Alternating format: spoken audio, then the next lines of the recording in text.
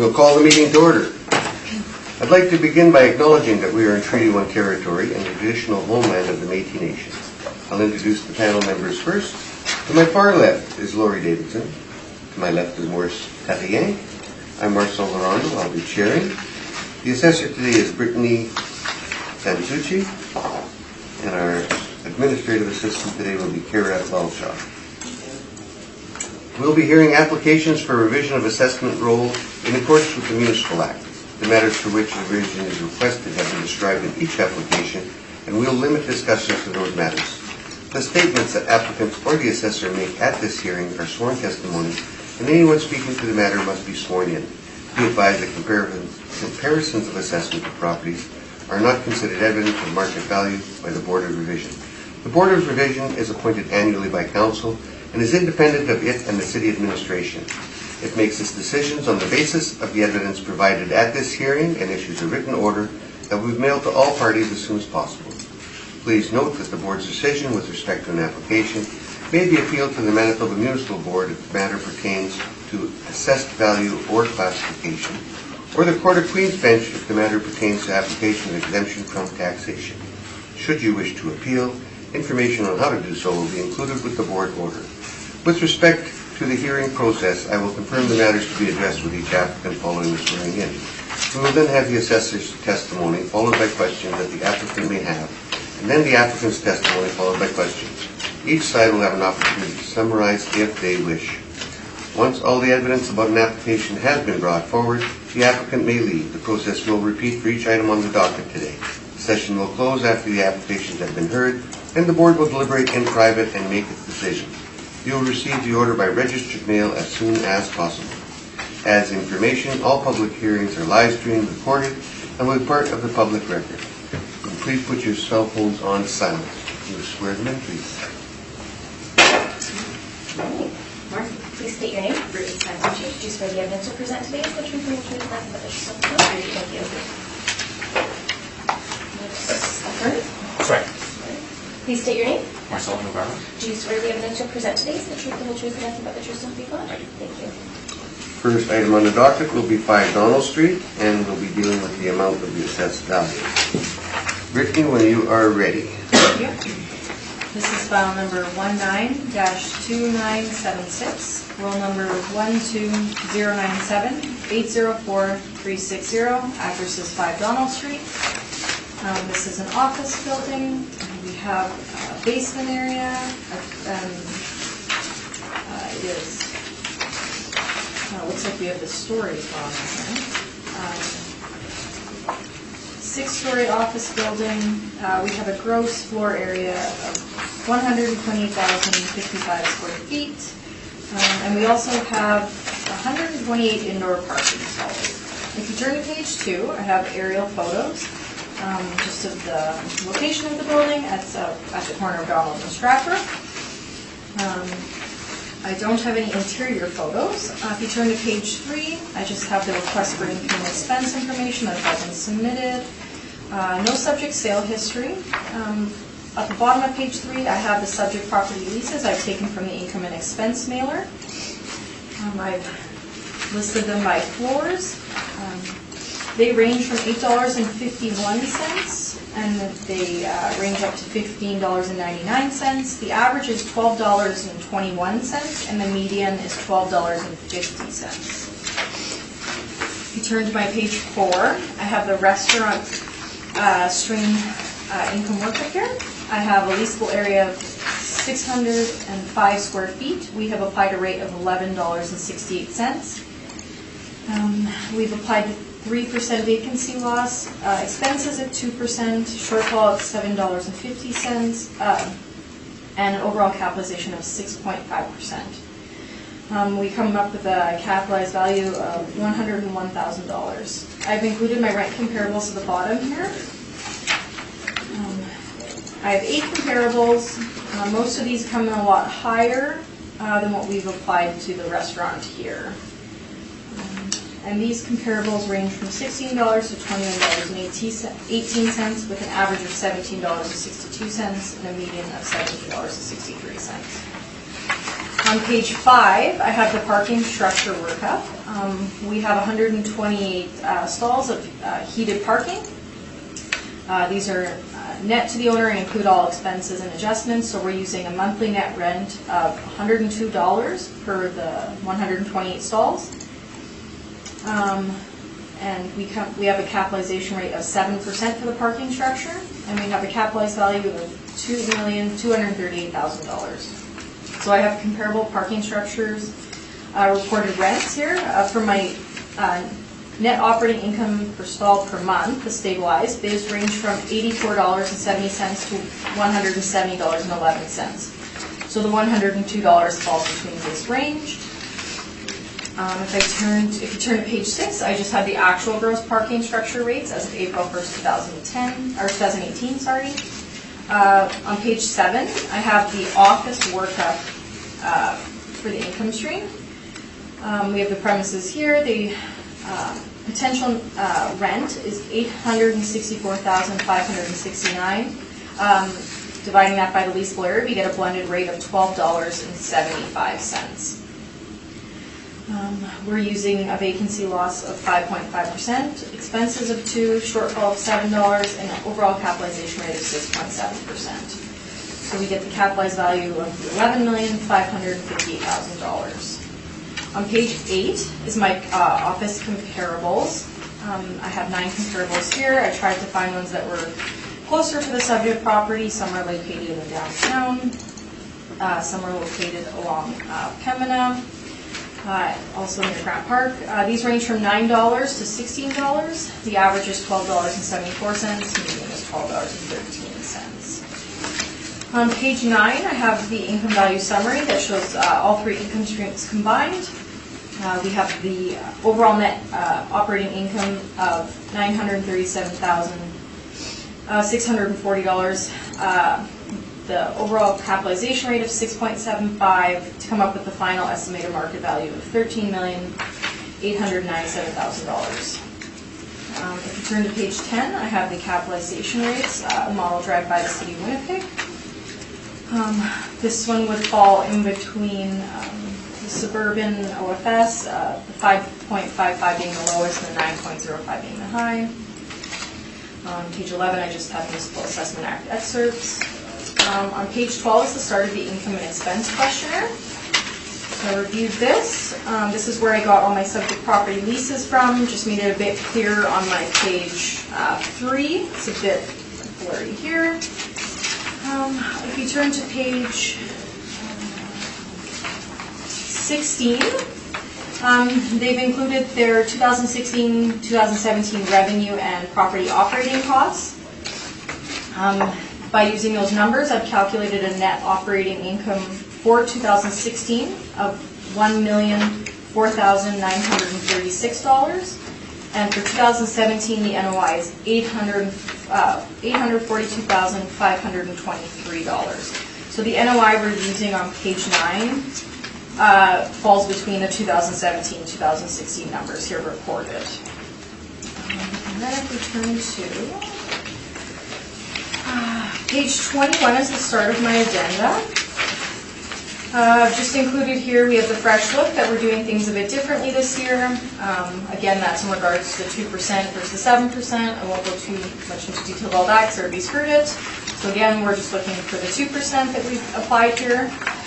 Capitalization rate evidence, just additional evidence on page 24. Office ones are at the top.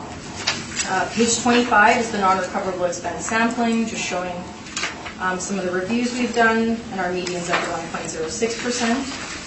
Page 26 is just the IAAO standards that we follow. So my recommendation today is to maintain the 2020 assessed value of $13,897,000. Thank you. That's my presentation. Marcello, any questions? Yes. Can you tell me why you split up the restaurant from the office building, as opposed to just leaving it in there as a tenant of the office building? I personally didn't do that, but the person who reviewed the property when it was replotted did that. It just shows a separate income stream. It could be in general to get the rate. I'm unsure of why exactly they did that. I know some of the other ones don't have it like that.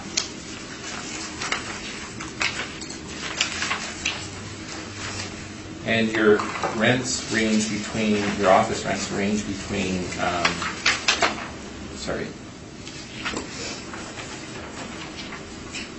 about $9 to about $16. $16, Yeah, yes. okay.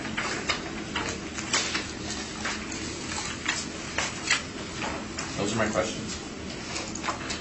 Lori, any questions? I just have two.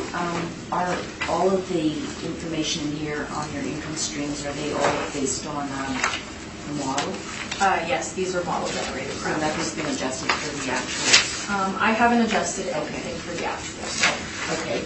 And then my other question on the office, the rent comparables you selected, the subject is downtown. Which comparable office would you consider? The subject's actually not considered right in the immediate downtown. So my comparables 3, 8, and 9 are downtown. And then more suburban would be 1, 2, 4 to 7. Or no, well, 7 is actually on like, it's kind of similar to the subject property. It's on the outskirts of the downtown. I would say for the comparables, none of them are, like, they're OFS buildings. Obviously, this is a much bigger building. I looked more towards confirming, after looking at the mailer, that those numbers also fit in more with our model, but I guess the Pembina building is obviously more out of the downtown, lower rent, older building. And as you mentioned, this one is much bigger. Yeah, it's much bigger than pretty much all the buildings here I had for comparables. Most of the downtown office buildings are either like office towers. In the Osborne area, there's not really a similar building to this. Okay. Yeah. All right. Thank you very much. Maurice? Yeah, I'm not sure I'm getting the proper picture here. On page 17, you've got the income at 842,523. That's the, we're looking at the same one here. And then 816, 553. That was for, what year was this? When I calculated the 842,523 Yeah. from page 16, that was for 17. So the 17 NOI was actually lower than the 16 NOI that I had also spoke to. Okay, yeah, but then I go back to your page 9, and I'm trying to see what I see here as your summary on page 9 on NOI is 937,640. Yes. And I was trying to see how I could relate page 17 to these figures. And can you try and help me on that? Because I see quite a difference. If I'm looking at the summary of the NOI, it's 937,640. And then on page 17, it's 842 and 816. Now, probably, am I looking at the right spot here? So for page 17, I didn't directly look at that second column. When I calculated off of 16, the year end, Yeah. I looked at the revenue for 17 and then minus it off the property operating to get the 842. Yeah. Then I looked at 2016 just to see because they seem to Yeah. both. Okay, well, let's stick to 17. Yeah, for sure. Okay, so if we stick to 17, would 842 be a good comparison to the 937 on page 9? It would be about $100,000 difference. Yeah, but that's where we would have to look at actuals versus model? I'm just trying to make Yeah, sure I've for got sure. the right... So that would be a model generated value on page 9, and then the actuals on 16. We do base it on model you model do. market information, Yeah, but we but- do like to compare it to the Yeah, actuals but you as well. didn't, you did not adjust based on the analysis that you made of the mailers used in page 17. Because in page... No. No, because on the revenues, you've got the rental, you've got the property, you have the parking, so I even had interest there. So anyway, I I guess I have to see what the appellant has to say about that, because there's close to $100,000 difference on the NOI on that one anyway. Yeah, so for our rental revenue, we're close on the rental revenue. I are? would say that there, so our rental revenue here is $864,569. That's close to our number on page 7, but then we also have to look at page 4. So if I add up the revenue of the restaurant plus the 864, 36, so we're at about 871 for rental revenue. So we're about, I think we're just the restaurants amount off pretty much for 7,000 difference. So our model's coming in about 7,000 higher than the rental rate they put here. And then the parking rate they have separately here for 254,000, and we have listed 156,672. But the rental revenue is different from ours. We have it netted out expenses already. That's why ours is lower. So if we were to net out the park, if I were to take the 254, 410, and let's say apply a 45% expense ratio, the parking would come in at about $139,925. So we're about $16,000 higher as well in our model for the annual net rent for the parking. Okay. Well, I think that's going to help. I'll probably did pick up everything, but I'll see what the appellant has to say, and then I understand a little better. Okay, thank you, Bethany. The actual rent for the restaurant, you got that $11. Did you get it from there?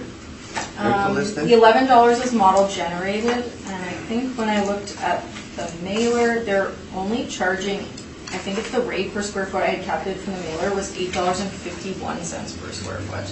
If you look on my page 3 for Yeah. unit 103. That's 600. So it's quite different, yeah.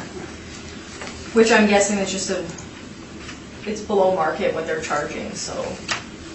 At least from what the market, I looked at restaurants in the area, and I'm guessing it's just because it's in an office building. They don't probably have the same hours as normal restaurants. I'm assuming they're only open during office hours, so maybe that's why. So would that maybe be the reason there's a reduction in the rent? Yeah, so if I'm sure if we had a lower rate on the restaurant and then added it onto the office rent portion of our property, we would be a bit closer. Because I think, what did I say, we're out like 15,000-ish, 10,000, so that's probably part of it. But now the cap rate, you don't have restaurants in your cap rate study, do you? That I don't. I haven't had a lot of them. It would be through the retail, and it would be, this one's at 6.5. I'm not sure if I unfortunately haven't done a lot of restaurants. I'm assuming it would pull from either the neighborhood or strip mall, maybe from retail. Because you brought that one to 6.5, you got the rest of the building, the rest of the office at 6.7. So 6.7 wouldn't be a, Yeah. would probably be a better match rate. to the building, then yeah. It would match it to the building a little better. And the rent is still a question I have on that. Yeah. Our model's coming in a bit higher than what the actuals are. But we don't do site specific, so, and the model wasn't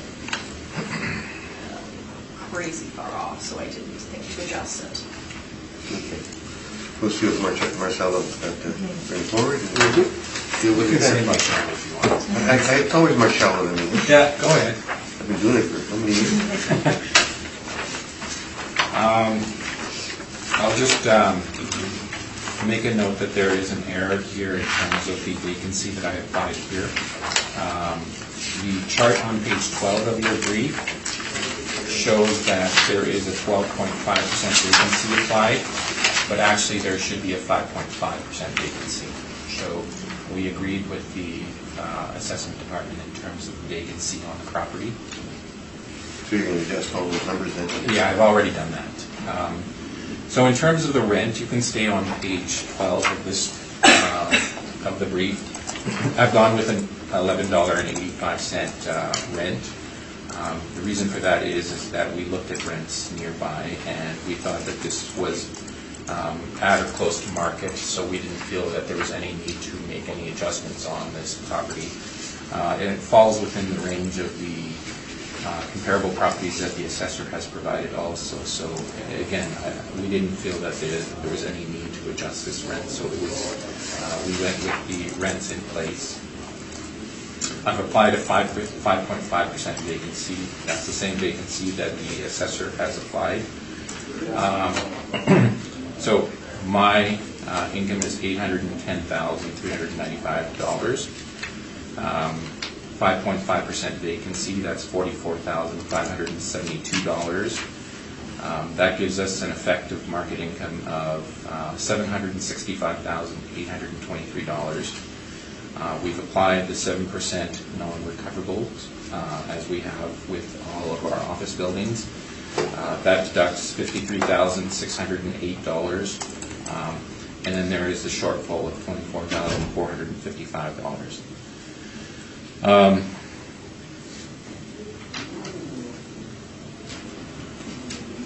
Actually, the shortfall should be the same at 580.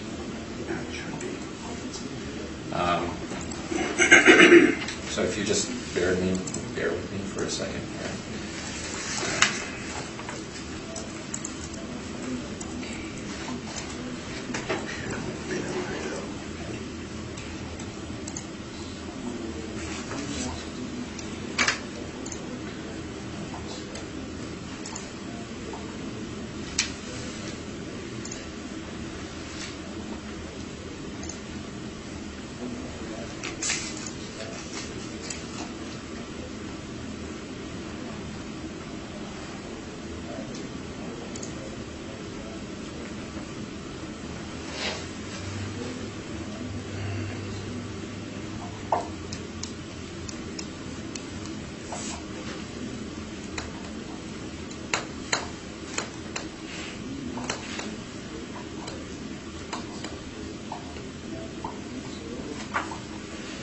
Okay, that would give us a net operating income of $656,635. Repeat that one? $656,635. And we've used the same capitalization rate as the city in terms of the office section, 0.0670. So that gives us a value of $9,800,522. Now, in terms of $9,800,522.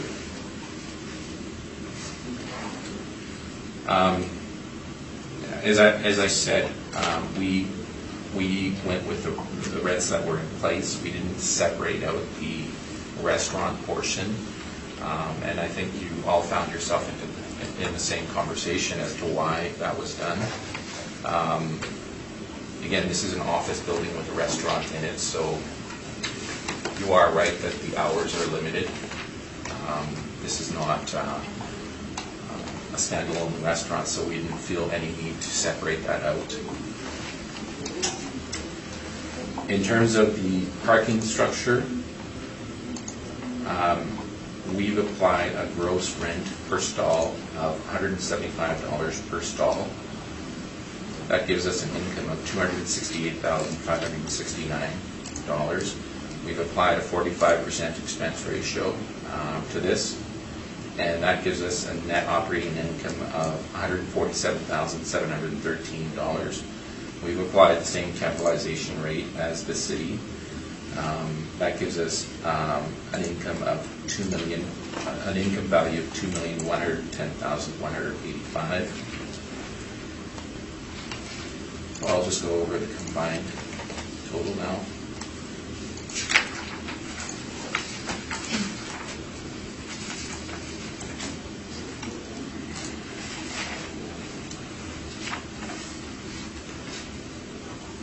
That is $11,910,707, or $11,911,000 rounded.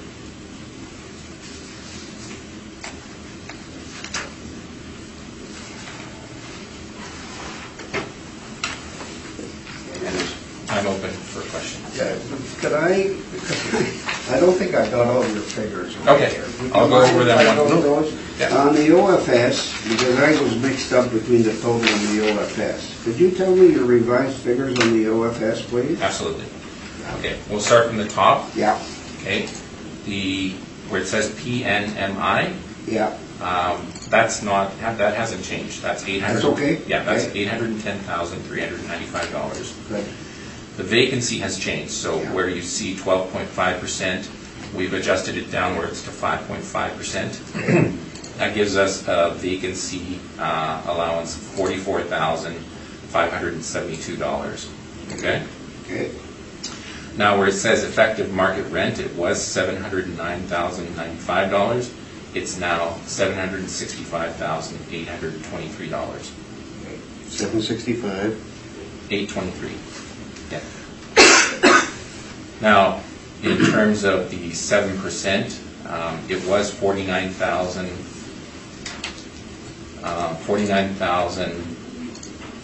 49,637. It's actually $53,608. So I multiplied 5.5% off of the 800. Did I do that correct? Actually? No, I think you didn't. No, I think I did it off the 765. Mhm. it's got to be on the 765. Yeah. No, it's got to be off of the 810. 395 times But 0.05. then it wouldn't change. 44,572. Actually, that is correct. 44,000? 572. That's not what you had though. No, I had $101,299. No, you just had 53,000.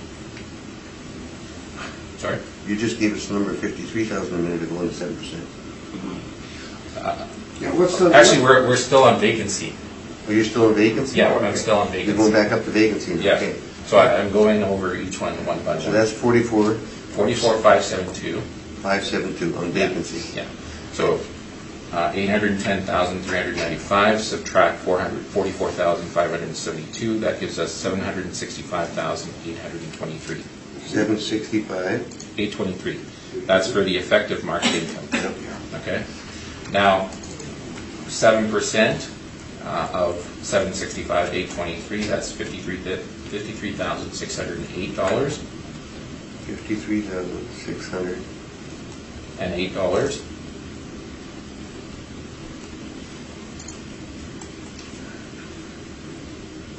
And the shortfall is 68,000.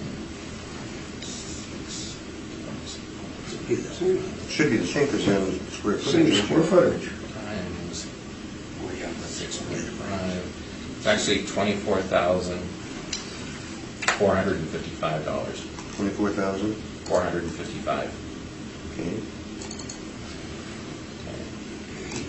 765. So the NOI is now going to change. Yeah.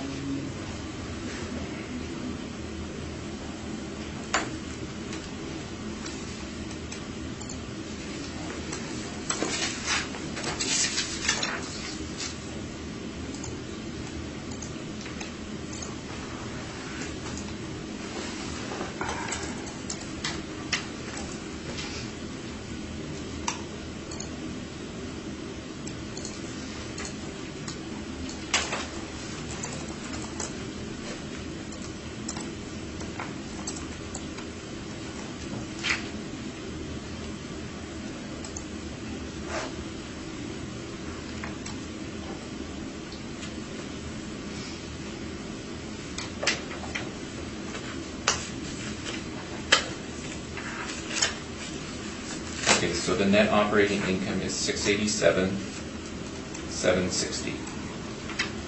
And the capitalization rate 6.00. comes to 10,265,000. 10,265. Yeah, 075.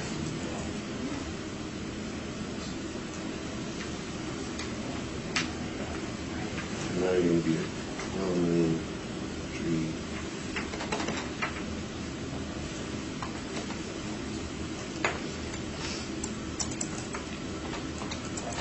Yeah, 12,375,260. 12 million. $375,260. So 12,375,000 rounded.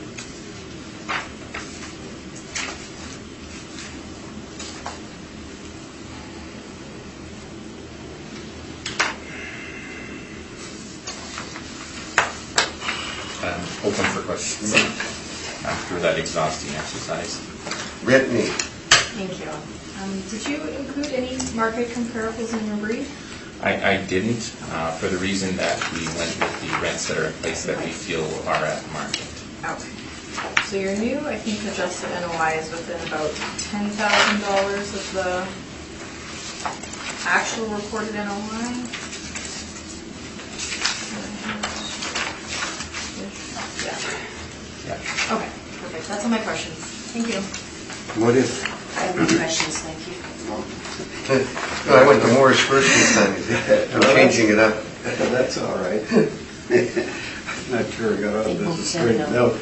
Okay, Marcelo, on the parking, the NOI is obviously pretty close, 147,713 versus 156,672. If I'm reading this properly with the city.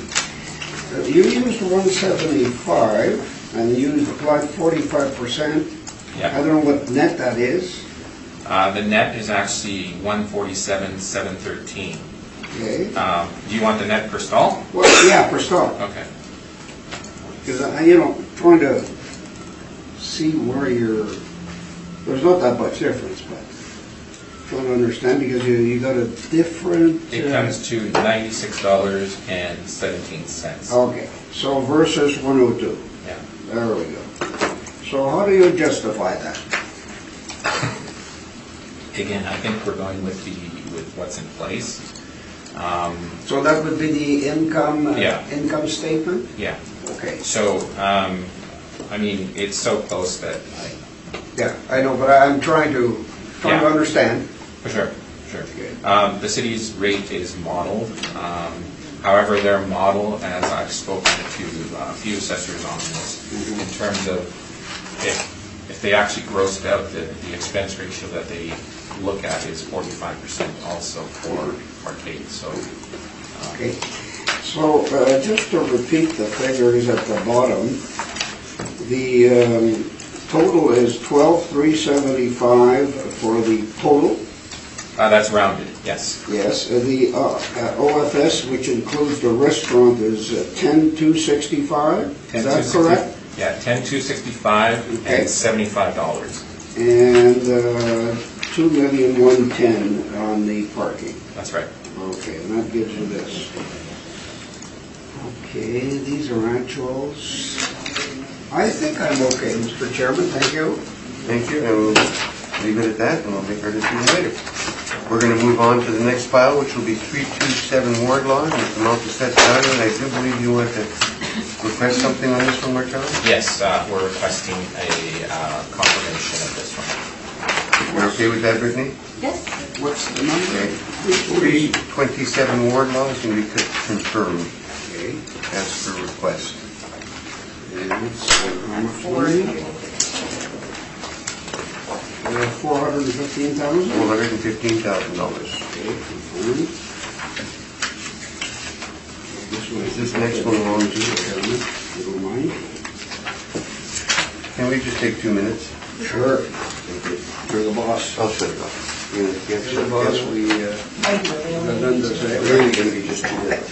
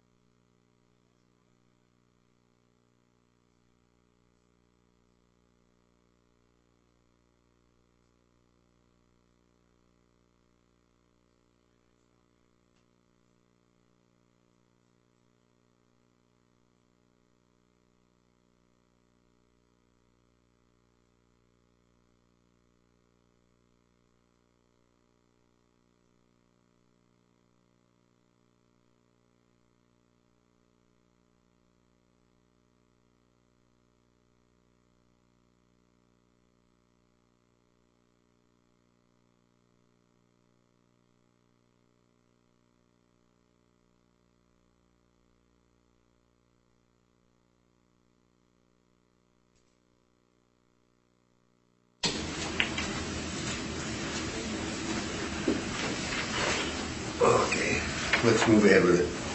236 Osborne Street, amount of assessed value. Brittany, when you are ready. This is file number 19-3175, roll number 12021274600. Address is 236 Osborne Street. This is an office building built in 1999. It's 2 stories, and we have a leasable area of 15,812 square feet. If you turn to page 2, I have some aerial photographs. The property is located at the corner of Osborne Street and McMillan Avenue. I have some exterior photos at the bottom. I don't have any interior photos that were taken by our department. If you turn to page 3, I have the income and expense request here. So for 17, it was after July, but I think that this one had the request for extension. When I looked into that, the subject sale history, there's no subject sale history for the property. And when I reviewed the income and expense mailers, the subject property leases look to be gross, and they range from $16 to $17. On page 4 is my OFS workup. I have the 4 premises here to match the 4 units we had from the mailer. These range from $16.04 to $18.14. The blended rate I calculated was $16.83. The vacancy loss applied by the model is the 5.5%, expenses 2, shortfall at $7, and an overall capitalization rate at 6.55%. That brings us in for a capitalized value of $3,670,000. My comparables at the bottom here, I have 11. I tried to pick ones that were outside the downtown but also close to the downtown. The average is $15.89 and the median came in at $16. On page 5 is just the income value summary. On page 6 is the capitalization rate, so this will fall in between the 5.55 and the 9.05. On page 7 is Municipal Assessment Act excerpts. On page 18 is the start of page 8 is the start of the 2017 income and expense questionnaire. On page 9, I just have the front page that was submitted. It shows gross income, rental income at $304,693. Removing the federal tax and the interest, and then taking those expenses off, the NOI comes out to about, I think it was $38,107. On page 11 is just where I had got the subject property lease information. And on page 13 is just a lease ad from January 5th, 2017, just showing for lease on the building. On page 15, I don't know if they were, with the new leases, they were looking to do net. It shows a net lease rate of $18 per square foot and additional rent of $8 per square foot. If we turn to page 17, it's just the start of my addenda, which I've already gone through. And my recommendation today is to maintain the 2020 assessed value of the $3,670,000. Thank you. That's my presentation.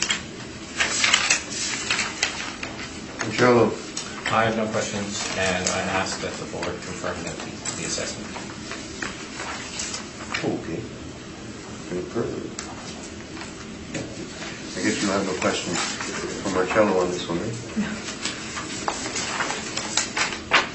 We're going to confirm the assessment at $3,670,000. Next property up will be 28 Queen Elizabeth Way, amount of assessed value. Do you want to confirm this one too? Nope. No, I'm just trying to speed it up. You still have lots of time for your Lots of time. Michelle. I just like speaking things. When you're ready, Brittany. Thank you. This is file number 19-4146, roll number 12032305100. Address is 28 Queen Elizabeth Way. This is an office building. The building was built in 1989. It looks like there was an addition. Usually that's what it means by the dash, so 2013. We have a leasable area of 12,648 square feet. If you turn to page 2, I have some aerial photos. It's located at the corner of Queen Elizabeth Way and the corner of Mayfair Avenue. I have some exterior photos, but no interior photos. On page 3, I have the request for income and expense submitted on time. I have an older subject sale history for $850,000. I have the subject property leases. I couldn't tell if they were gross or net. I'm assuming the first one possibly would be gross. Again, I'm not 100% sure. The two I calculated, besides the vacant second floor, was $21.50 and $15.25. One of them is an Unit 150 is a bit of an older, longer lease.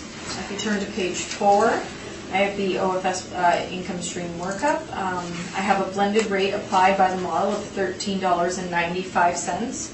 Otherwise, the 4 premises we have range from $13.32 to $15.06. We've applied a vacancy loss of 5.5%, an expense of 2%, shortfall of $7, and overall capitalization rate of 6.7%.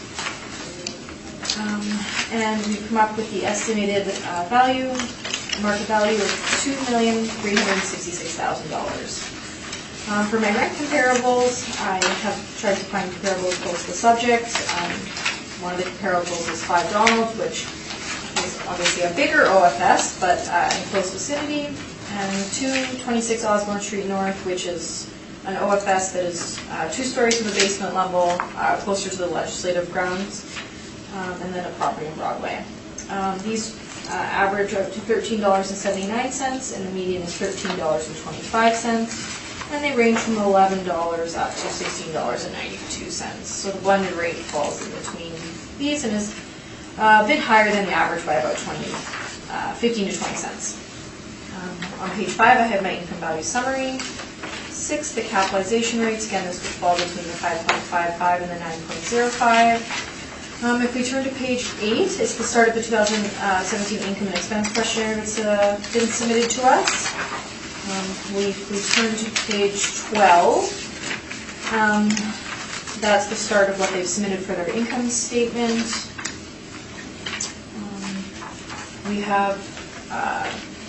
We do not have parking separated out on this property, but they have reported total revenue at $181,915, and there's also about $15,000 of commercial cost recovery.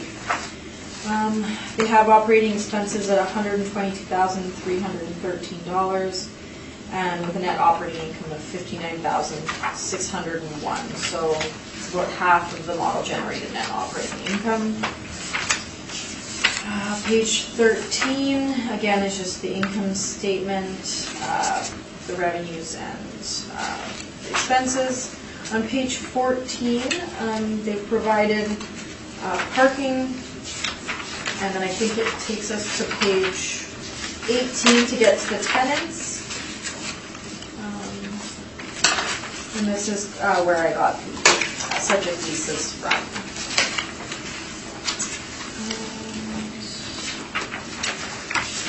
On page 21 is the start of my 2024 Vision Addenda I've gone through. So my recommendation today is to maintain the 2020 assessed value of $2,366,000. Thank you, that's my presentation. Marcello, any questions? I don't have any questions. Lori, any questions? I just have a clarification for myself here. In terms of page 12 and 13, you have combined 28 Queen Elizabeth and 109 Mayfair. So is your workup on the combined? No, my workup's just in the 28 Queen Elizabeth. So you I'm have to thinking the subtract 109. Mayfair from I'm total? thinking that is the, strictly where all the parking is, but then it shows, I'm not sure if the $19,795 for the 109 Mayfair, if that's added to, like, say, added underneath it, but I'm unsure on where the parking is. And So does it mean when I look at your workup from the model, there's no parking that I at need all. to subtract the combined, like subtract Mayfair from the combined Queen Elizabeth? Well, from the model generating is just based on the office space. Okay. And again, we don't do it based on the actual, so we wouldn't. No, I realize that. Yeah, so what they put in for parking, we haven't taken into account on this workup, so we wouldn't be subtracting anything from the income. If our income comes in higher, it's just based on the model, not based on the actuals, so. So Queen Elizabeth plus Mayfair is essentially the office plus the parking? Maybe the applicant would have a better idea on the mailer. It's a bit confusing going through it. Okay. Okay. Yeah. Thanks. Thank you. What is? Yeah, so I guess on your page 12, to pick up on my colleague's question, you're on the income side, the revenue side, page 12 versus page 4, you're pretty close. In other words, you're 182 or 181.9 versus 176. But it's on the expense side that things is out of whack, because the NOI is 59 versus 158. So obviously, I don't know what they've done in there, but there's quite a difference there. So I guess we'll have to see. Yeah. You have no comment on that, do you? No, and then I'm still unsure looking about at the page 12. rental as You're well. still unsure. Yes, I'm thinking one of the tenants I had was net, because it shows a commercial cost recovery, and the other one doesn't, and that's where the difference is for those ones that I calculated on page 3. I'm thinking they have applied, it's about $7.71 to the unit 150 for commercial cost recovery, so I'm assuming that unit 100 is a gross rent, this is higher. And then I don't know if the difference, I guess if we want to look at just strictly revenue, they have $147,025 for office revenue, and we're at about $176,000, and I'm guessing it could be a difference of even vacancy, because if that whole second floor is vacant, that's about 4,000 square feet. Again, they put there's a tenant on page 18, the WRE development, and I don't know if that's owner occupied. Yeah, so that would be their owner occupied space, and that's why there's no rent. So it'd be a partially owner occupied building, so the rent would be lower than what our model would. So we can't place any weight on the leases on page 3, because we don't know what these are. Well, the 150 does look to be a net rate, and then they pay an additional $7.71, but that's about the only one that looks to be like that. Okay, that's all, Mr. Chairman, thank you.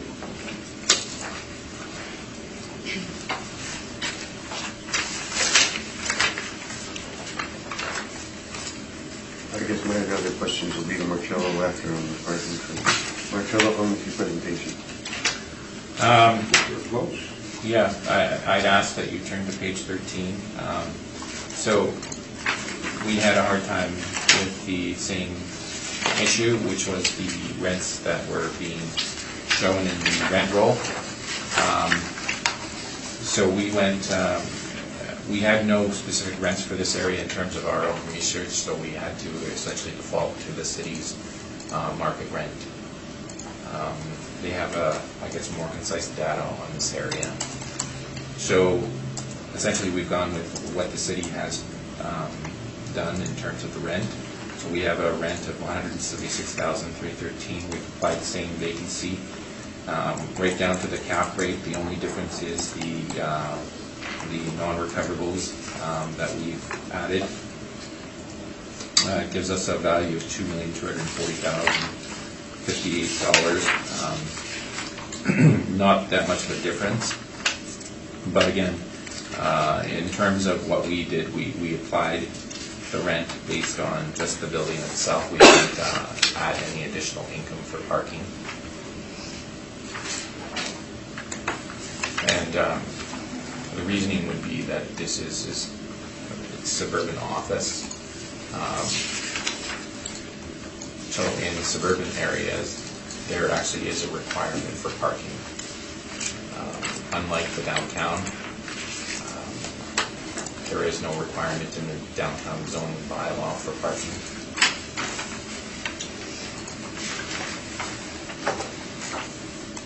That's your position. That's it. Unfortunately, there's not much that I could do with this property. But you did go to 7%. Yeah. Ownership Yeah. on the management side. Other. Yeah. You are off by a little bit. I guess your rent changed a little bit from theirs. I think they rounded it to 95. We did to 94. Actually, based on what I saw in terms of the rounding, it should be 95. So their rent is actually correct. Okay. Any questions? No questions. Morris? No, I'm fine, thank you. Lori? I have no questions. You have no, just one thing, you have no comparables at all? No, so usually when we have Sorry. properties, we have a database, and we can look for comparables in the vicinity of a property and generally find comparables, or find comparables of a certain property type in this situation. We had nothing in the area, so we essentially defaulted to the city's net rent. Yeah. So basically, we're off by the 5%. That's it. Yeah. Okay. We'll deal with that one. We'll come to it after.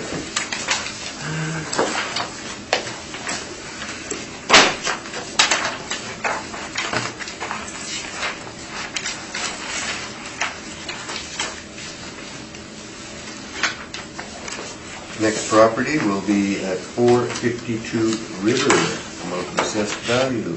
Brittany, when you are ready. Yep. This is file number 19-1810, roll number 12032, 108100. Address is 452 River Avenue. This is an older office building. Actual year built was 1910, and we have an effective year built due to permits and reviews of the property at 1950. We have a leasable area of 20,967 square feet. It's 3 stories with a basement.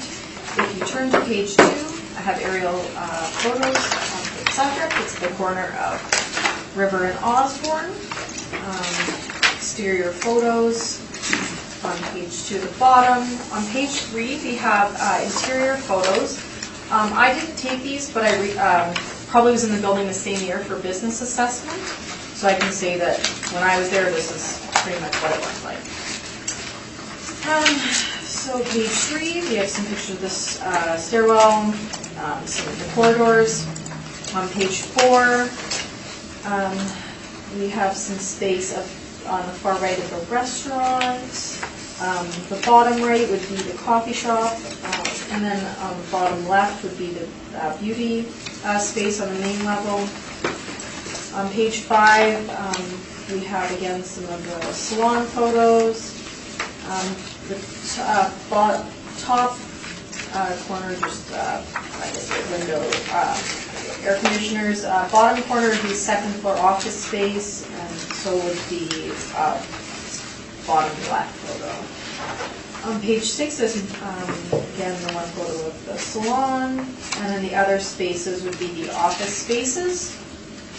And page 7 would be the basement corridor area where the restaurant you can go to, and just a space utility in the basement. On page 8, I just have the request for income and expense that were submitted.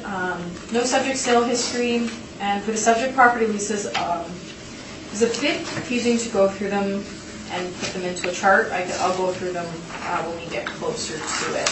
It seems that some of them are net and some of them are gross, so it varies.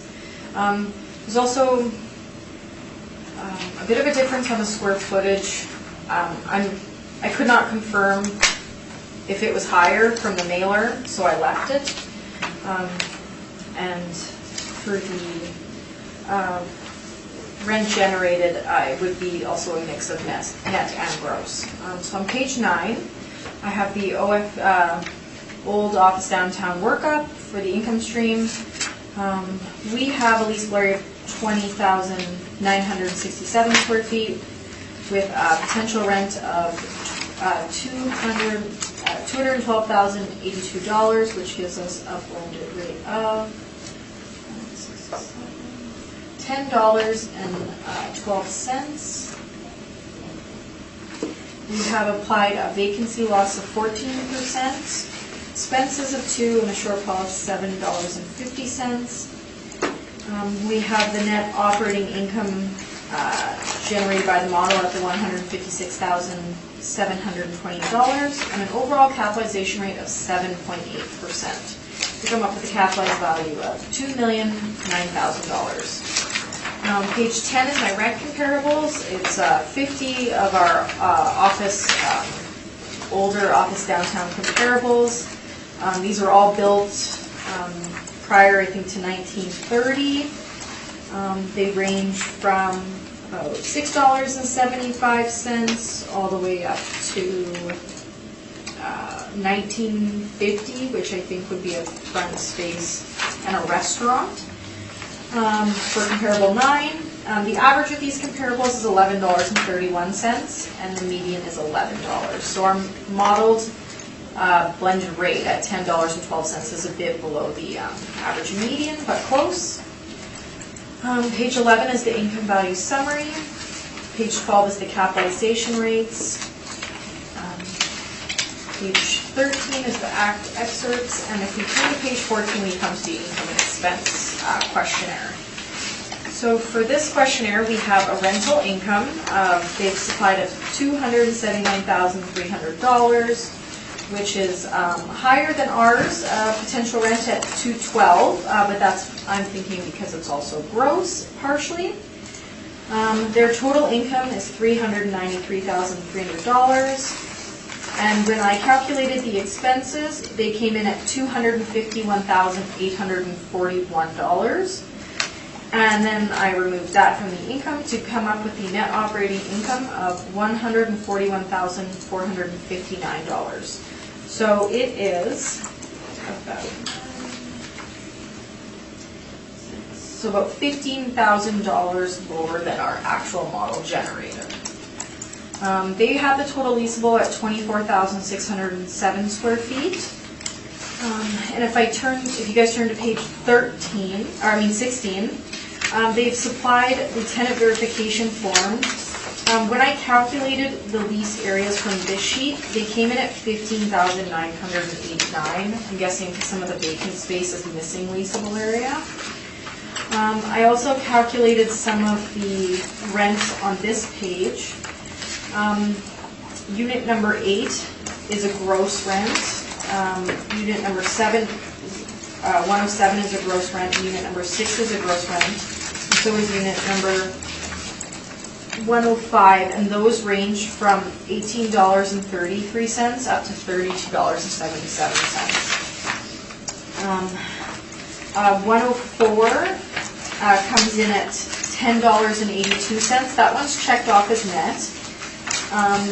We have the unit 101 as a restaurant. That one, I'm assuming, would be gross at $22.38. And units 203 would be the next one I could calculate at $9.21. Unit 208 at $11.56. And unit 301 at $12.01. So from the ones I could calculate that were net, they ranged from $9.21 up to $12.02.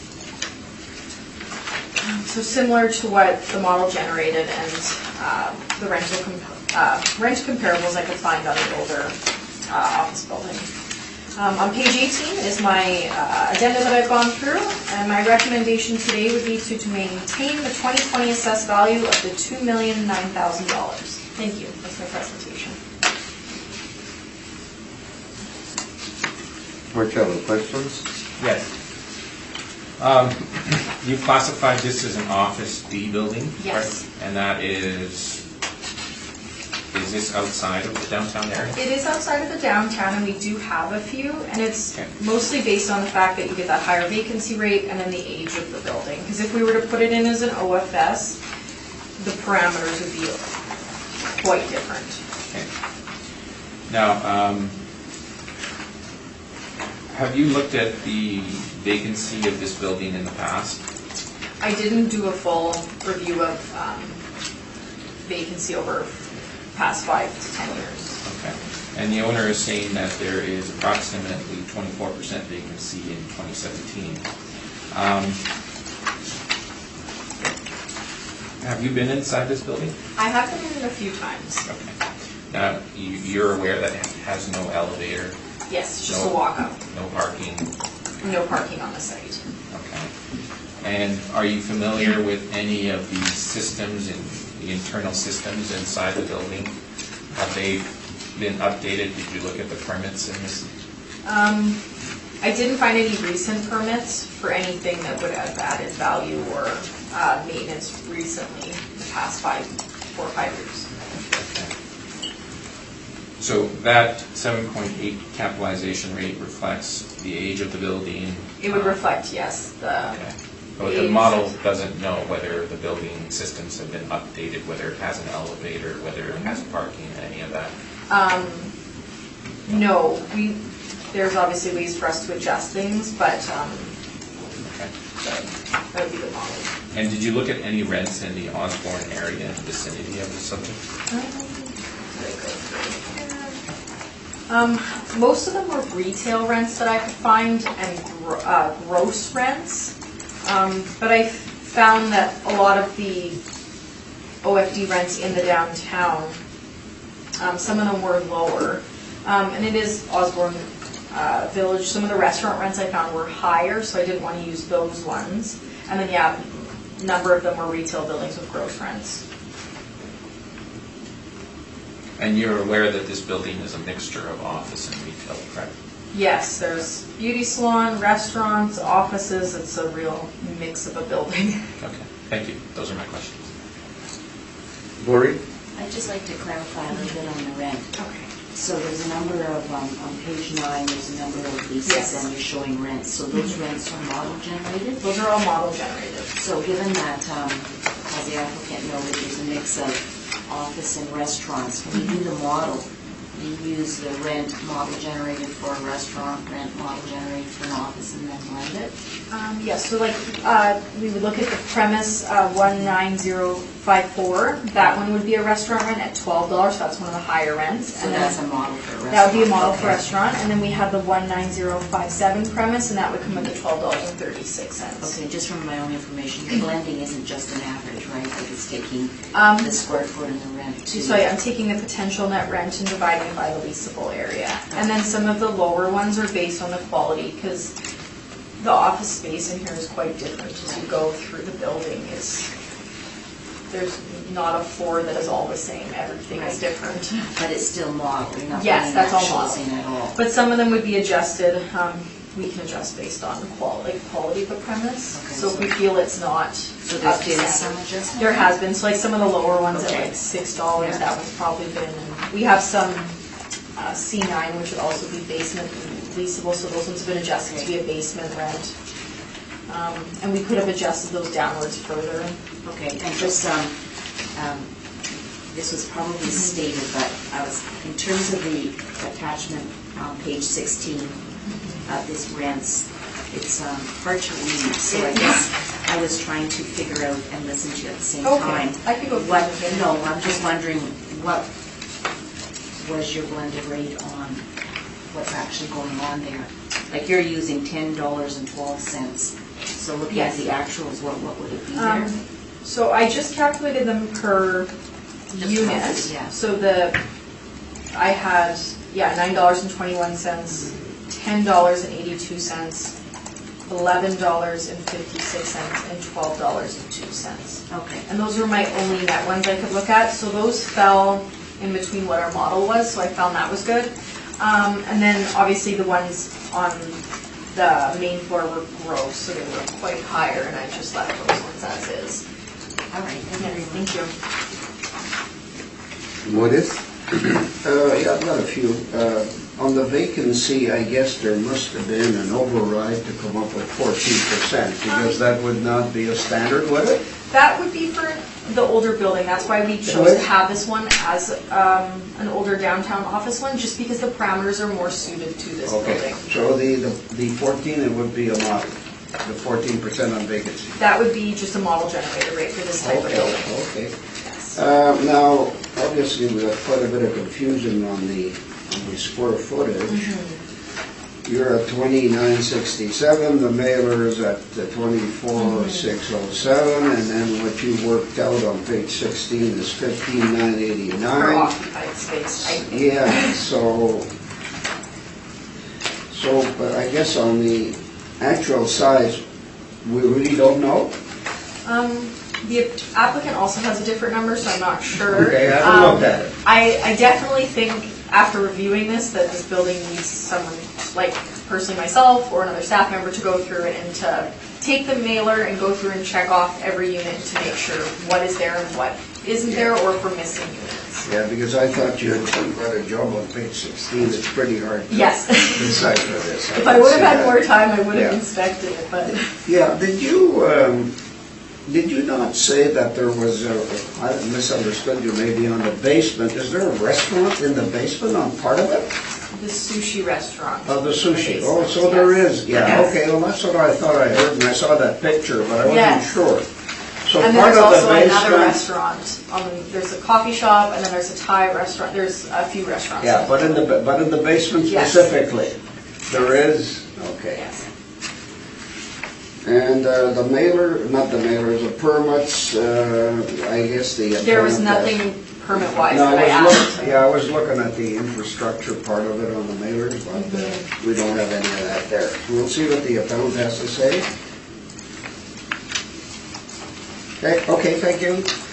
That basement area is opened up right to the top. isn't it? Yes, so It's there's wide like that, open. it's It's a a different basement, but it's space. not a basement. You like walk into the building Yeah. and then down a flight of stairs to go to the basement, but then when you get there, it's like just a big open space, like plants, I see. and you can see like, I'm you not walk familiar around to with the it. second floor, it's a very different building. You can see the skylight Yes. right at the top of the building. Okay. The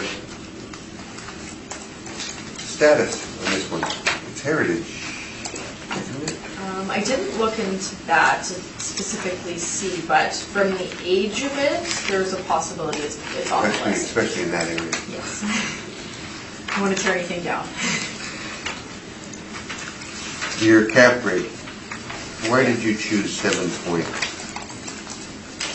So that would be the model generated rate, Yeah. based on the parameters of the building. So I'm just defending the model generated rate, I'm Yeah. not adjusting it. You didn't adjust it for I didn't adjust it for anything. age? Well, already it should be adjusted for age. If I were to go in there and maybe inspect it for quality, You might- possibly change it, yes. Yeah. If we were to do like a full inspection and review it a bit more thoroughly. Let's see what Marcello's got to say about the condition. Okay. Marcello, you're up. Yep, I'd ask that you turn to property description, that would be on the third page. Big highlighted section that says property description. Third page. Okay, very good. There's no number? No numbers. I've got no number. It's just right where it says property. Got it. Yeah, give them Or our numbers. numbers next time. Okay. We'll number them now. Okay, so this building has a long history in the area. If you look at pictures from decades ago, it's often in those pictures. It was called the Osborne Courtyard and constructed in 1912. Again, it has had some improvements done to it over the years, and that brought the effective age up to 1950 or so.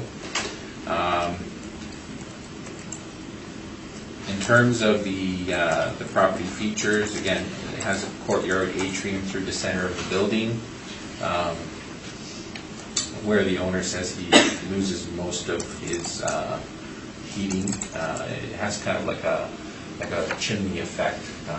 All of the heat goes up through there. The owner has stated that this has led to relatively high repair and maintenance costs for the building. The building is essentially 3 buildings in one. The buildings were designed with 3 different systems. This accounts for half of the building being heated with a 50-year-old boiler, while the other half is heated with electric baseboards or wall-mounted heating and air conditioning units that are extremely inefficient. Again, the subject has no parking and relies on on-street parking, which is often lacking. It was purchased at an arm's length transaction in 1999 for $750,000. If you turn to this chart here, market rents. So we've looked at some of the rents in the Osborne Village, and there is a huge range in terms of rents in the Osborne Village, depending on whether you're getting main floor restaurant areas, standalone versus these walk-up buildings that, like this one here. This one, again, has no elevator in it. But you can see here that there is a great range in terms of these rents. The city has applied a $10.35 per square foot rent. We believe that $8.50 is more appropriate. In terms of the vacancy, we've applied the same vacancy. The actual vacancy was 24% for 2017. This building has traditionally always had vacancy issues, high turnover. And when we get back to this issue of the discrepancy in the size of the building, that is the reason right there why there is always a discrepancy in the size of the leasable area, is because it's constantly turning over, and I guess it requires essentially a year-to-year look at it, because I mean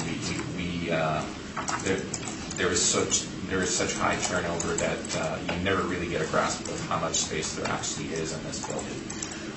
We've assigned slightly over 22,000 square feet to this building, whereas the city has $20,967 on it. The shortfall is the same shortfall that the city is using, and we've obviously assigned a 7% non-recovered expense allowance to this. In terms of the capitalization rate that the city has used at 7.8, we didn't accept that. And again, the inspection revealed, we also inspected this building, revealed 2 important factors in terms of the age and condition of the building and the design of the building. As the building is essentially 3 buildings in one, the buildings were designed with different systems, as we've already spoken to. The cost of retrofitting an old commercial building for HVAC would be substantial. Another compliance issue that pertains to the building's original design is that it was not built with an elevator. As such, it does not meet today's accessibility standards. Retrofitting the building for accessibility compliance would be a significant risk and cost to the potential investor. The subject has no parking and relies on on-street parking, which is often lacking. In terms of age and condition, the building is very weathered, and as observed in our inspection, several systems are at nearing the end of their economic life, and these include the boiler system, the roof, electrical, plumbing. Every inch of this building that we walked through, there was issues with it. So it is a heritage building, but it is a heritage building that is not in very good condition. So we assigned a slightly higher capitalization rate. If you turn to the income summary report here, this is what it looks like. It's just a few pages down. It's near the end. Yeah, got it? Yeah. Okay. So again, our income is $191,505 for 22,530 square feet. That's $8.50. We're not that far away from the city. We've applied 14% in terms of our vacancy. 7% non-recoverable, 750 shortfall. We essentially agree on the shortfall. And we've applied an 8.5% cap rate, giving us a value of $1,523,000. Net operating income of $129,509. The city has $156,728. The actual in place net operating income, I believe, was $141,459. Again, that doesn't include non-recoverables or shortfall. If you move on into the appendix, we ran a building permit search on this property. And in terms of the overall work that's been done over the past few years, and again, when you do a building permit search, it takes you back to January 2000. Again, we said this building was purchased in 1999. There hasn't been very much work done to it, so again, it's unlike other properties that the assessor has provided. You can see the pictures there. That is the roof on the first page. The atrium from the basement where you can look up right to the top. I think we mentioned that there's Meiji Sushi right there, which is in the basement, in the atrium, and that goes all the way to the top of the building. I took specific pictures of the boiler system. It is an old boiler system, and I don't know what else I can say about it. It's an old boiler system. And these are some of the wall-mounted space heaters and air conditioning. I think they're dual use.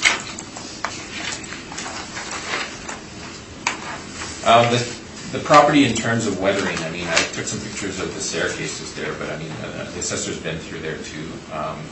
It looks like it's had better days. So, I'm open to questions. Brittany, I mean, I'm sorry. When I was reviewing the market rents, were you aware that, I'm just wondering if you were aware that 99 Osborne and 121 Osborne were gross rents. I'm just wondering how you determine the net rents that are here. They're gross at $5.73. No, the gross rents were much higher that I reviewed. I'm just wondering how you netted them down to these numbers, if that's what you did. Yeah, so these represent nets. So even if they are gross, they have been netted down. But I mean, what I'll say to that also is that is the norm for this area. Mm-hmm. You don't get too many buildings in this area where you have a straight net rent. And it's an indication that the covenants in this area are not that strong. And the turnover in our own building would suggest that. So Osborne, as some people have suggested, is one of the best areas in the country. I would disagree with that. It is not one of the best areas, especially if you are a commercial property owner. Did you review the actual rents in place and then the actual NOI and take that into account? Certainly I looked at it to see where I was in terms of the rent that I applied. The actuals don't include any type of non-recoverable expense allowance or shortfall allowance. So when I said, I am very close to what the actuals are. Yeah. Thank you, that's all my questions. Lori. I just have one question on the cap rate. You used 8.5. Yes. I'm looking at your, I don't know what page it's on. It's the summary that you have, you know, the one that says the city cap rate, office's cap rate. So that's higher than the office downtown D, right? So there's an extra 0.25%? Actually, it's... Should be on a different page? Yeah. Okay. It has a small chart Oh, yeah, there it is. on the top, and you can see the office B there. Okay. And downtown D, is it because of the class of the property? That's Like right. the quality you were outlining? Well, downtown D tends to fall into this area. In fact, I've seen the assessor's briefs contain capitalization rates this high also. That said, this property itself, a lot of the downtown D or heritage buildings have been remodeled, renovated over the years, and they're commanding good rents. This is one of those situations where this one has not, and it doesn't have a lot of the features that those buildings have. So while the downtown office exchange district buildings may not have parking, they have access to parking. They have elevators. They have those systems that make renting there comfortable. This one doesn't. If you walk through it, it's like a maze. You go up and down, all around. It really is. It's essentially 3 buildings in one. So we've assigned a capitalization rate of 8.50. We think it's reflective of it. Some suggested we could have even gone higher, but I left it at 8.5 because that's what we've gone with office class D. But I think it's deserving of a higher capital. Is there a historic building that you would think is a comp to this building, whether it's in the Exchange District or Osborne or elsewhere? There aren't too many because most of those are actually, again, they've been renovated. They've had those improvements done to them. This is one of those that has kind of fallen in terms of its repair and maintenance. Its overall condition is not good. The systems in it are not up to date. A potential investor, if they were to buy it, it's a good location, don't get me wrong. On the corner of Osborne and River, you're on, major bus routes. If you've got a mobile workforce that's willing to bus it or bike it to work, then it's a great location. But the issue is that a lot of the systems that make a building efficient are not there. A potential investor would have to put a lot of money into improving those things, and that's all capital. What do you think the timeline is for some of these major repairs, like in terms of full useful lifetime? Well, I think in terms of the capital repairs, from this investor's perspective, I think when the boiler goes, the boiler goes. I mean, he's just going to wait till it's reached the end of its life. I think he's on the way to making repairs now. In terms of the roof, some of these spaces have been updated, but those are just minor alterations.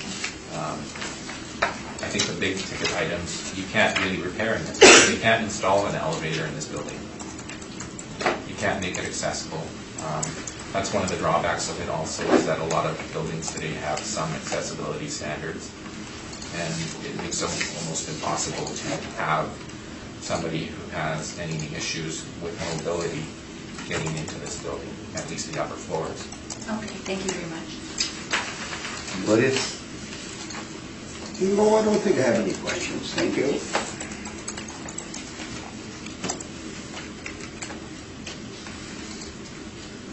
I don't see anything as old on your rental comparables, and don't ask me for a page number because you didn't put it. But there are some 1910, 1912, 1908, 1800 on Osborne that are being rented. Why wouldn't they have showed up? Because we don't have their information, whereas we have this information.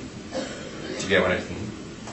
So these are properties that we probably represented, Yeah. so we have their information available. Some of the other buildings we don't. And the So- city didn't put any of those buildings, though, did they? From No. Osborne on there. I mean, there's a number of older buildings on Osborne that don't show up on either of them. It's like somebody's forgotten about them. Or if they don't submit mailers, or if the mailers aren't legible, like some of the stuff's a bit confusing in them, so we don't want to put it in. And if it's gross, we won't put it in. So I tried to stick with just net rents. We don't normally include. Or if it's been classified as something else, it may have been classified. It may have been classified as a retail building as opposed to an office building. So that simple, yeah. Well, this one's almost a retail business building. It's 50-50. Right, right, When you walk in, it's 50-50, it's more of yeah. Well, the top 2 floors are Office. office. There's like a restaurant. There's a a, restaurant. one up on the top. Yeah, it's a difficult building, like you say, but it would be nice to see some actual comparables to this building because of its age, because of its status as heritage, so you can actually put a value on it. Just hate seeing it being torn down because people let them go to demise, and then they let them do that because they don't want to put the money in it. Anyway, I'll leave that alone. Happy New Year. That'll conclude this matter. Can we take a break? We can take a break, yes, to end a stretch. This time we'll shut the camera off.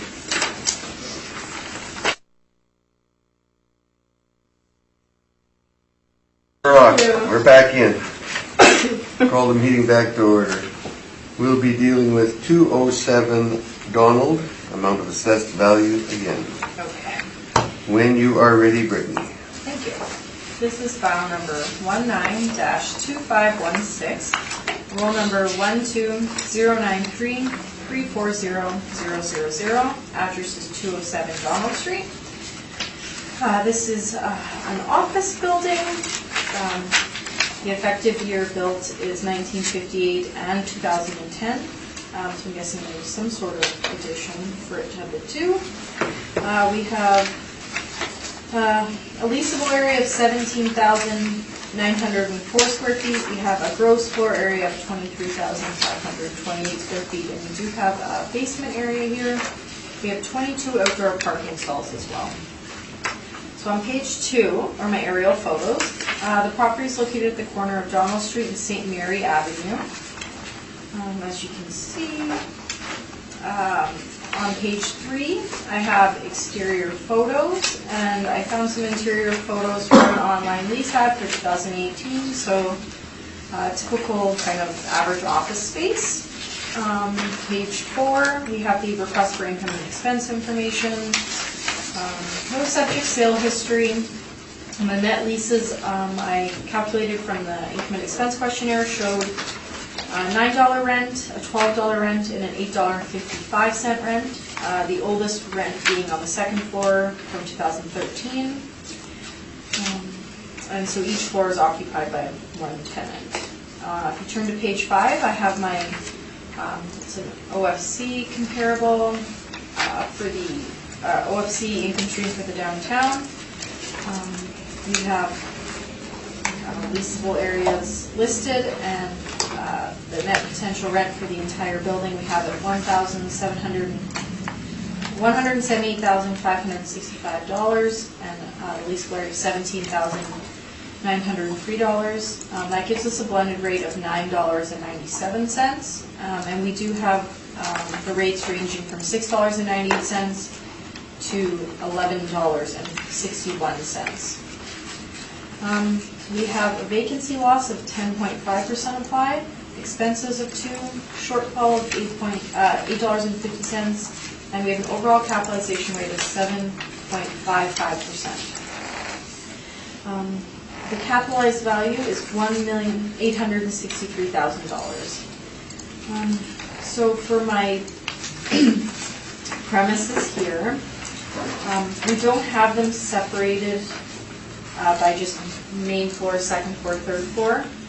My premise that ends in 4-4, 4-5, and 4-6 is accounted for the main floor, and the 500 square feet is accounted to basement storage.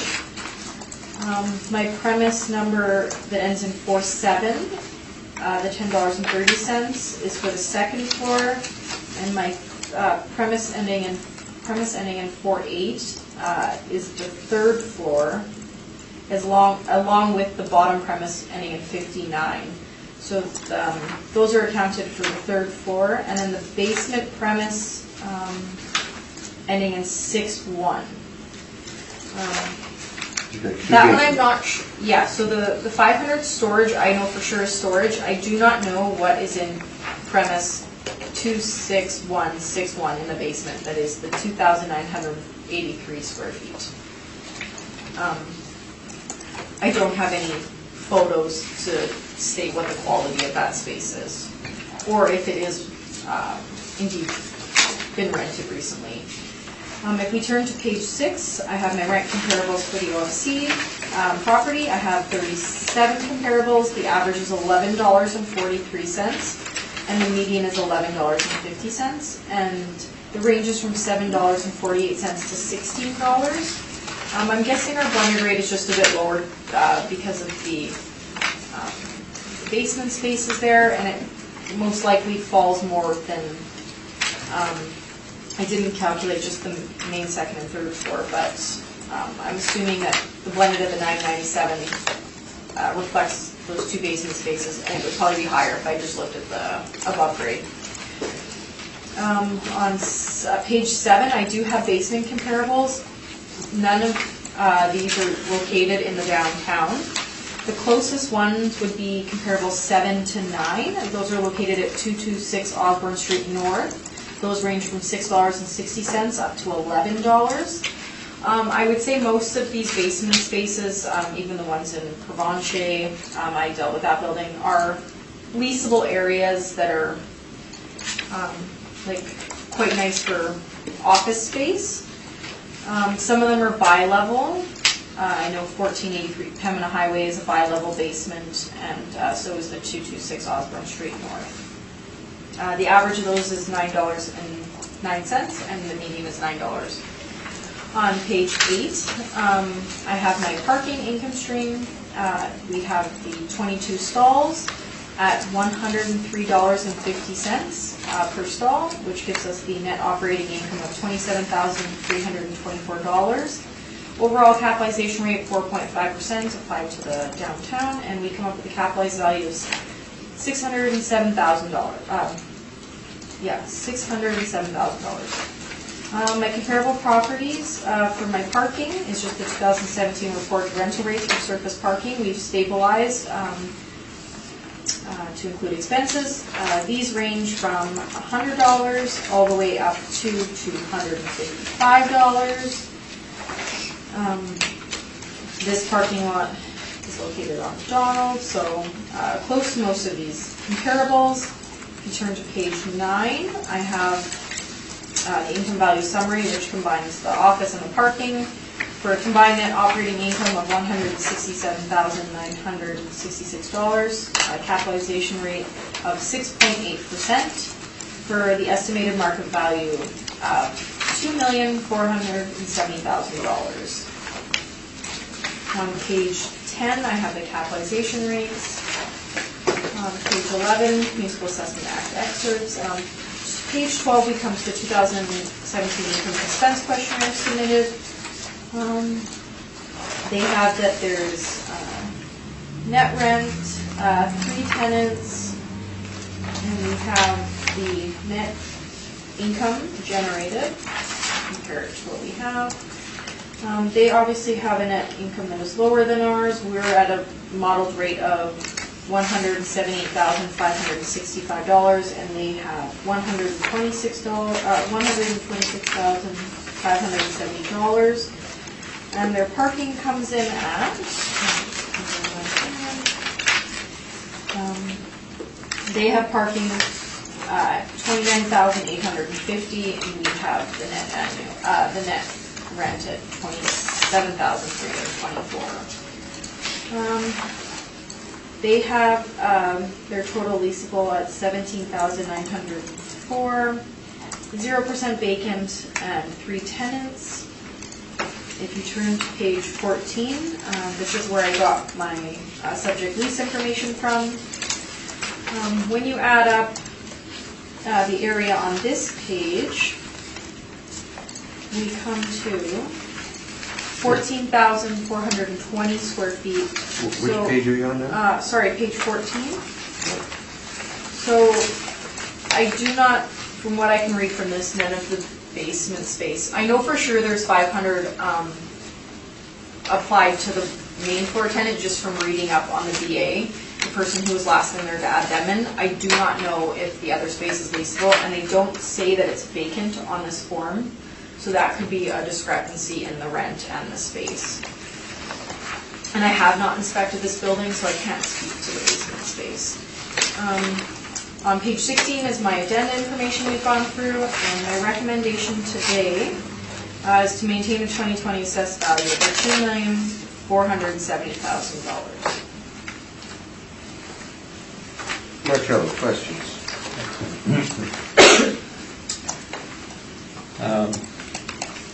There's not much of a difference in the square footage rate that you've applied versus the actual, correct?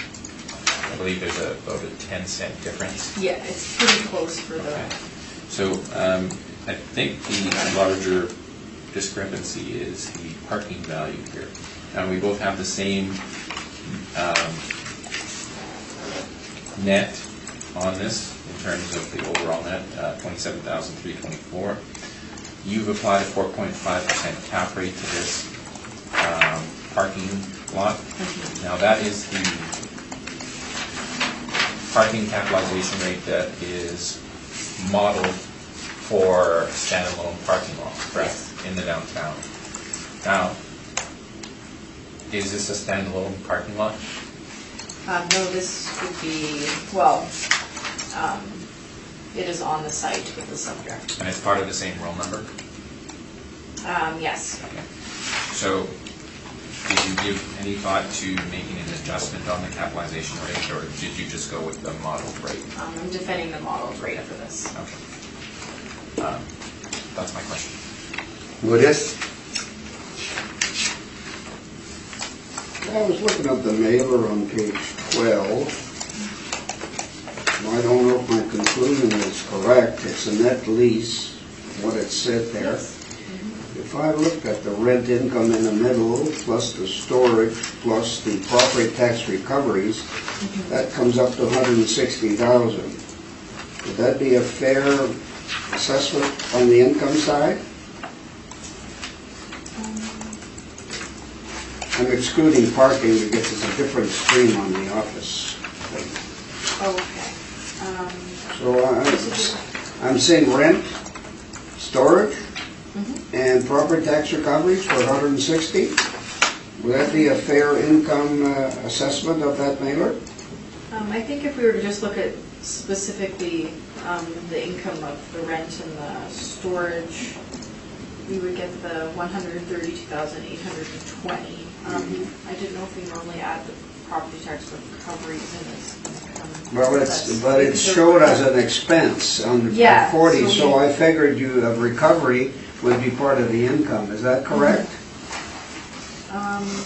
When I look at the mailers, if there's property tax recovery, I just look more at the rental incomes and the storage incomes, I guess. Because that would be what our if you model want to compare it to your model on page 9, I'm just trying to see what the mailer said, and that gave me $160,000 versus $159,816. But if you don't put in the property tax recoveries, you're way lower. Oh, for the effective gross income, yes. Sorry, Yeah. I was thinking for the potential rent. Okay. Sorry. Okay. So, although you're a little higher there. I'm thinking it has to do with like our rent. I guess it would be, instead of them putting 0% space vacant, if the basement space is leasable, then that would be the difference of the potential rent. And on the parking, you're pretty close to what the mailer says. The only thing is the parking is netted out for expenses. Yeah. Here. Okay, that's all that, Mr. Chairman. Just trying to understand this a little better. Lori? Thank you. Quick question on the parking. Is the parking all on the tenants using the parking? I didn't look into it. From my understanding, it's not an in-park lot. The applicant might have a better idea on that. It didn't state on the mailer if, normally it would say in-park as a tenant, so I'm guessing it's just run by the building. Yes, okay, thanks. That was it. I've got no questions. Marcello? Yep.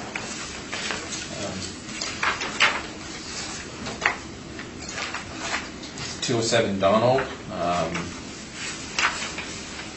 Again, on the corner of Donald and St. Mary. You can see a picture of it, the location on page 2. And the building was built in 1958. And it has had updates, like most buildings have.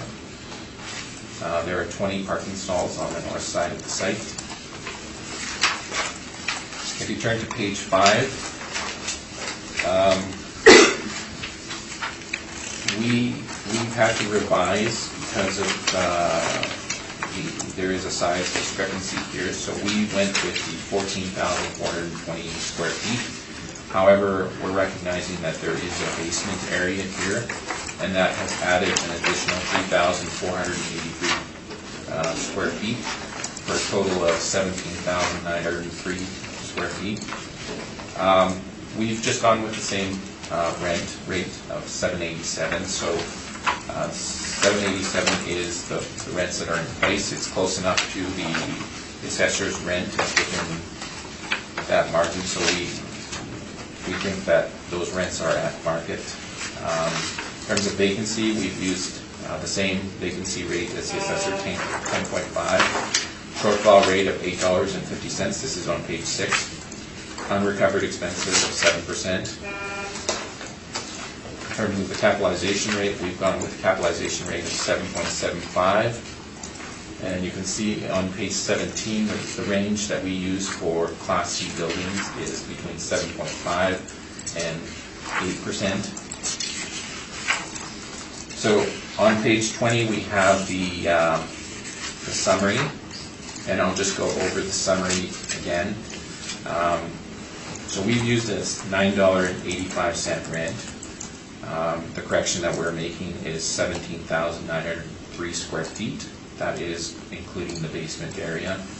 17,903 square feet. So it's the same. It's the same leasable area as the assessor. That gives us a rent of $176,703. 176. Yep, 703. A vacancy of 10.50. That gives us $18,554. That gives us an effective market income of $158,149. 158. 149. Non-recoverables of 7%. That is $11,070. So 11,070. And then there is a shortfall of $15,978. That gives us a net operating income of $131,101. So 131,101. And we've applied a 7.75% cap rate to that.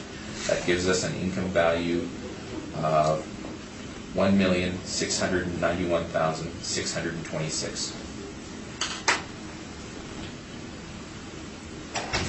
In terms of the parking lot, we have the same net operating income as the assessor.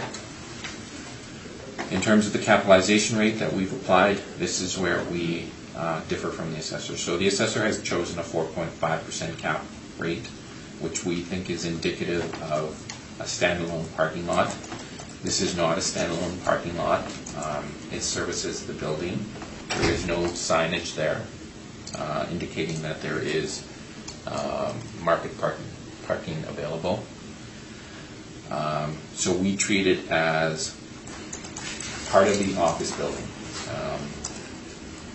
Therefore, we think it deserves a slightly higher capitalization rate. We've assigned a 7% capitalization rate to it. Overall, the value is $390,343. Combined with the value of the office building, the total value is $2,081,969.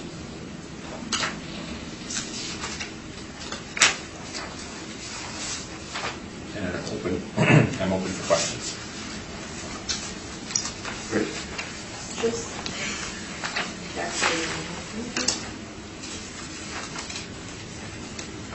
So you, I don't know if you should repeat it. The final value total combined was $2,082,000, yeah. 82,000. Rounded. Rounded. 82. Perfect. Okay. I don't think I have any questions. Thank you. Lori? Could the parking lot be a standalone parking lot? I think it could be sold off, but then the building would be giving away parking. And that's speculation, because I don't know if it would actually be approved for them to hive it off and sell it. It would require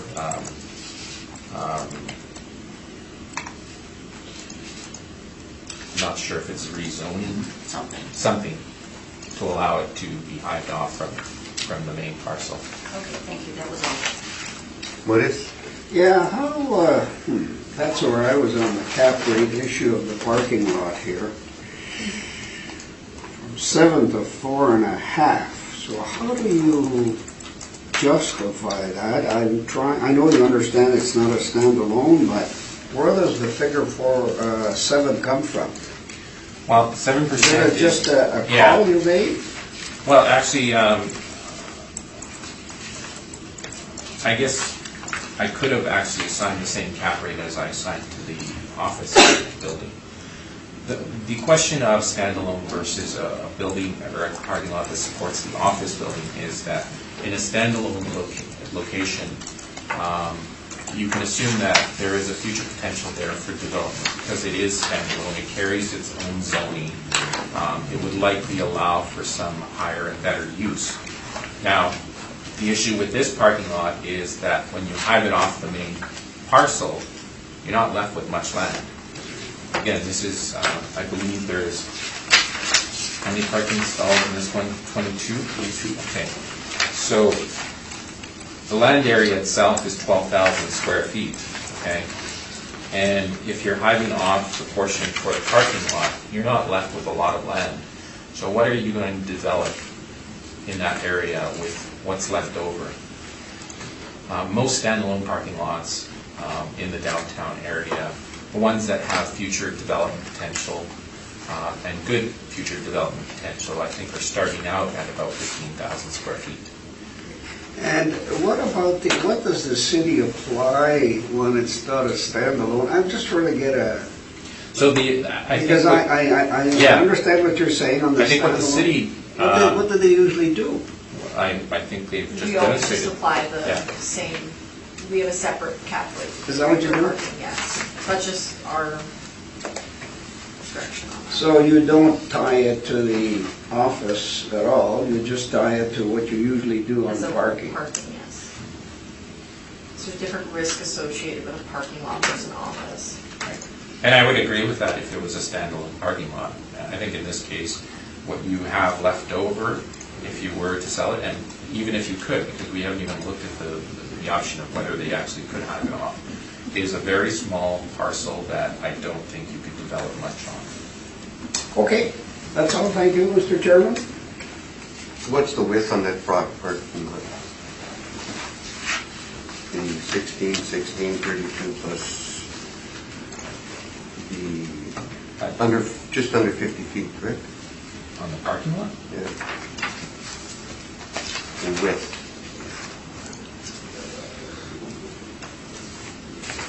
To have any value, would you not have, because there's windows on that building on that side, you'd have to put a 15-foot Setback. setback. Yeah. Minimum. Yeah. So You'd have a sliver. you'd have a sliver of a building. Yeah. So as far as land value, it's, So do you know what the width is, or you don't? I don't. I mean, I'm looking on the. I would say the lander is about 100 by 120. Yeah. It's not a perfect 100 by square. 120? I would assume, Yeah. by guessing, looking at it. what, in width? 100? That's what he said, she said. Well, if Car to it's a car. 12,000 square foot lot, the parking itself Yeah, would parking. probably be 50 by 120. Yeah. Sorry, I think meant the whole Yeah, lot. no, no, Okay. the parking is the one we're having the Yeah. discussion on. I'm trying to establish a value on, seeing as you're trying to go with a parking lot value at a cap rate of 4.5, because of its size and future development, because the city loves to get rid of parking lots in downtown Winnipeg. This is one of those that would be very difficult to develop, is what I'm trying to figure out, because of its location, its proximity to the building, and what's next door. Well, you'd have to have a setback from both side yards, Yeah. so, You don't have room. yeah, you wouldn't have much room for anything. I mean, you take off 15, you take off 30 feet, you got 20 feet left for the building. And, you know, again, if you're selling it off, you're kind of putting yourself at a competitive disadvantage if you're an office building. Then you got to rent parking somewhere. Yeah. I've got no further questions. I'll leave that one alone. Let's move on to 2704, amount of assessed value. When you are ready, Brittany. This is file number 19-3257. Roll number 12093-109000. And the address is 270 4th Street.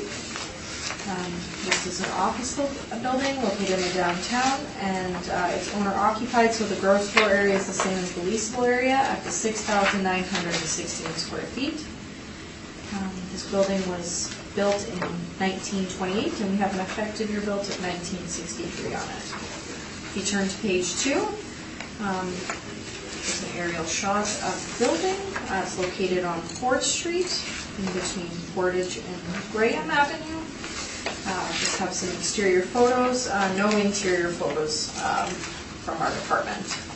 The request for income and expense mailer and the response is received. The subject sale history, we don't have any, and the subject property leases would be owner occupied. On page 4, I have the office workup income stream. We have the leasable area of 6,916 square feet, and we've applied a rental rate of $12.72 per square foot. We have a vacancy loss of 5.5%, expenses at 2%, shortfall at $7, and overall capitalization rate of 7.2%. So for a capitalized value of $1,095,000. The rent comparables I found were located in the downtown. Similar property types, the ages, actual year built. I tried to find ones that were lower as well. I have 6 comparables. They range from $10 all the way up to $16.92. That's the larger property on Broadway. The average is $13.39, and the median is $13.70. The closest ones I think would be located just on Fort. Comparables 2 and 5. If you turn to page 5, just the income value summary. Page 6 would be the capitalization rates. It would be between the 5.55 and the 9.05. 7 is Judicial Act excerpts, and page 8 is the 2017 income and expense questionnaire. So I know it doesn't state on here that it's owner occupied. We have information to state it is. Even though it's not checked off, so just the rental income we didn't take into account. They just have expenses and hypothetical, I guess, again, net operating income. The space is occupied, and it says they have 4 outdoor parking stalls, but I think those are just used for the building, tight to the, if you look on my page 2, I think on this very south west corner would be where the parking, the 4 cars are. Other than that, on page 10, we have the tenant verification form. Again, the tenant is related to the owner. And on page 13 is the 2020 Board Vision Agenda information we went through. So my recommendation today is to maintain the 2020 assessed value of the $1,095,000. Thank you. That's my presentation. Marshall. You mentioned comparables 2 and 5. Those are the closest comparables?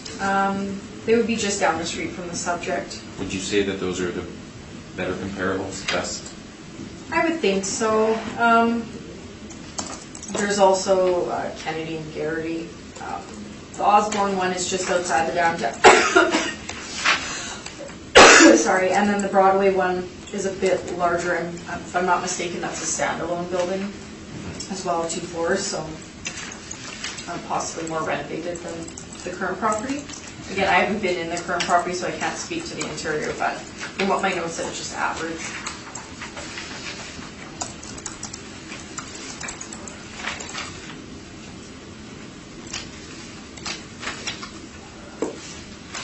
That's my question.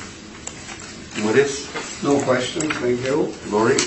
Quick question on the cap rate. You used a 7.2, and I'm looking at your cap rate on page 6. Yes. So that's in the 80th% also a bit at the higher end or the Yes, I'm suburban, so just... guessing due to age of the building would drive the cap rate to be higher for this one. Thank you. Marcello, presentation, please. We'll start on page 2. This is the Domo Gas building. And on page 4, you can see the property description there. Again, this building was built in 1928. Has a plan area of 4,416 square feet. Second floor of 2,500 square feet. Total gross floor area is 6,916 square feet. The city has an effective age of 1963 on it.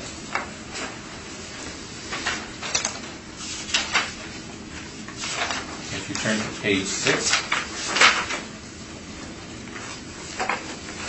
in terms of the potential rent, again here this is just a reference to the connection.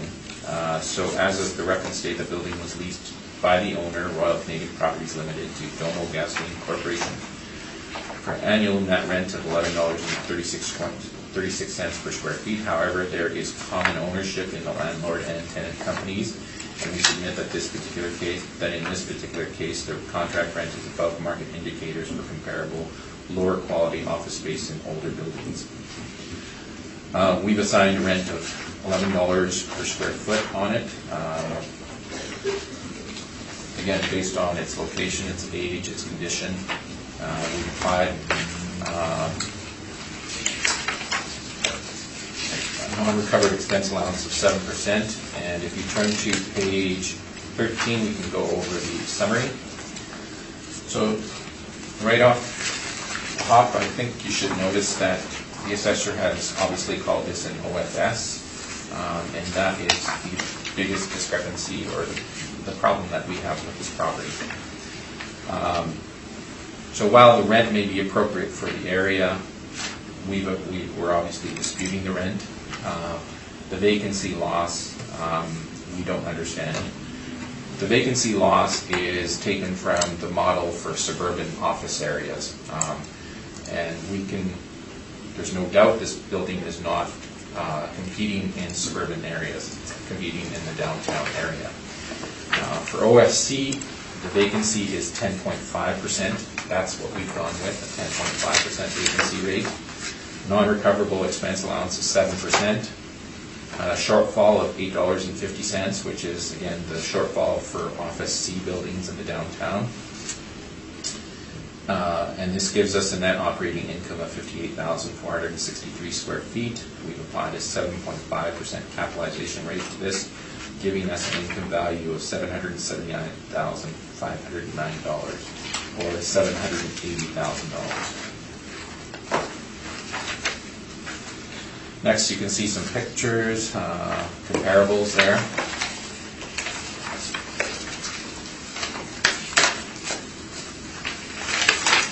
On page 5, you can see some rent comparables that the assessor has also used in the past for Office C. Page 5, page 6. Sorry, it's in the appendix. After the pictures of the buildings, you'll see rent comparables of the... Oh, sorry, move to the appendix. The appendix starts at page...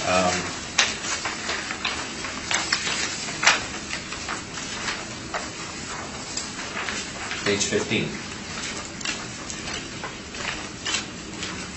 Okay, so see, there you can see some of the comparables.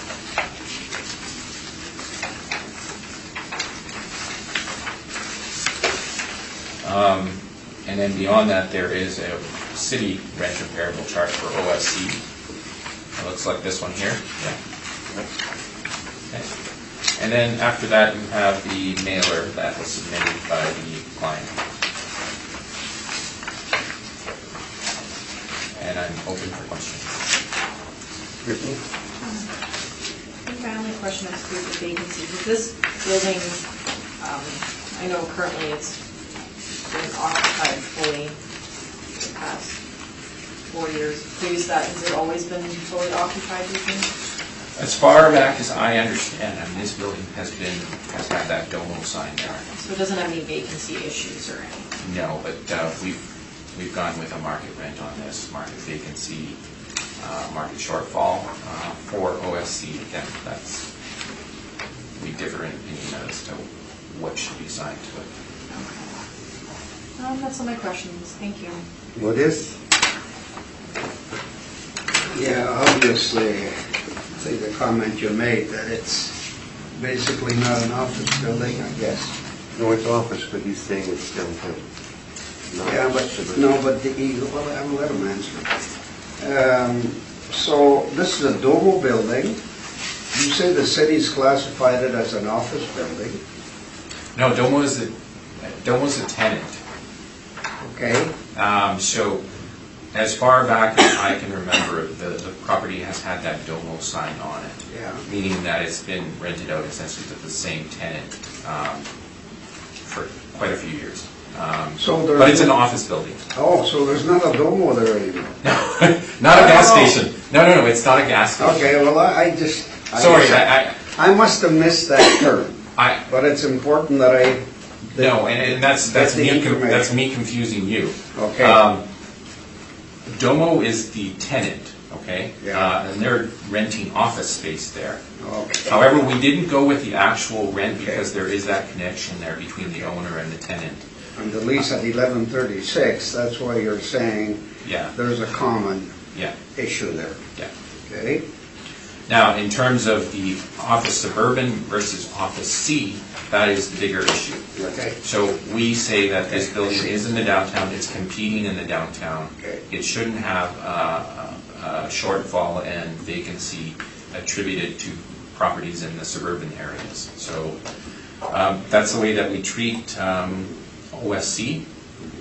Again, we've looked at some other OSC properties, we've assigned the same cap, the same vacancy and shortfall. So we don't think this is any different. Yeah, it's the vacancy that really makes quite a difference between 550 and 1050, which in turn... Well, I think if the assessment department had looked at this a little bit more carefully, I think they would have seen that, yes, this is an actual office building that is in the downtown. So I don't know what the criteria is for classifying it as an OFS versus OFC, but I mean, it's clear that this building is in the downtown, it's not in the suburban areas. So suburban area office buildings have a lower vacancy assigned to them. Okay, thank you. Lori? I have no questions, thanks.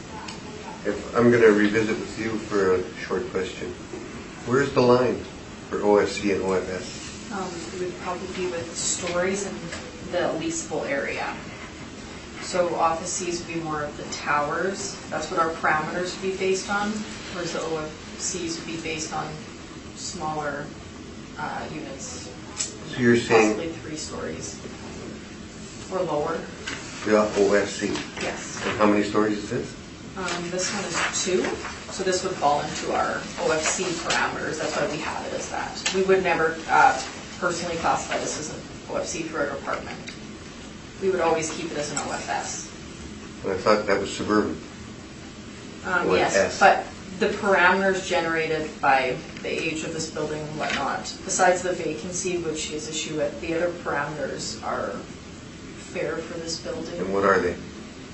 Well, we've applied a 7.2% capitalization rate. The expenses, obviously, we always use 2%.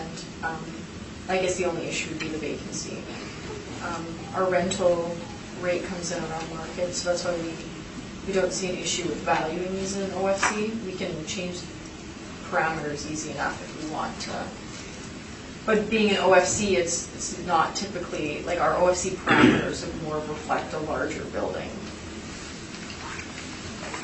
Are any of the comparables that he gave us in the back, which are OFCs, correct? Look at his comparables in the back. Yes. Those are OFCs, and they're in the downtown area, correct? Yes.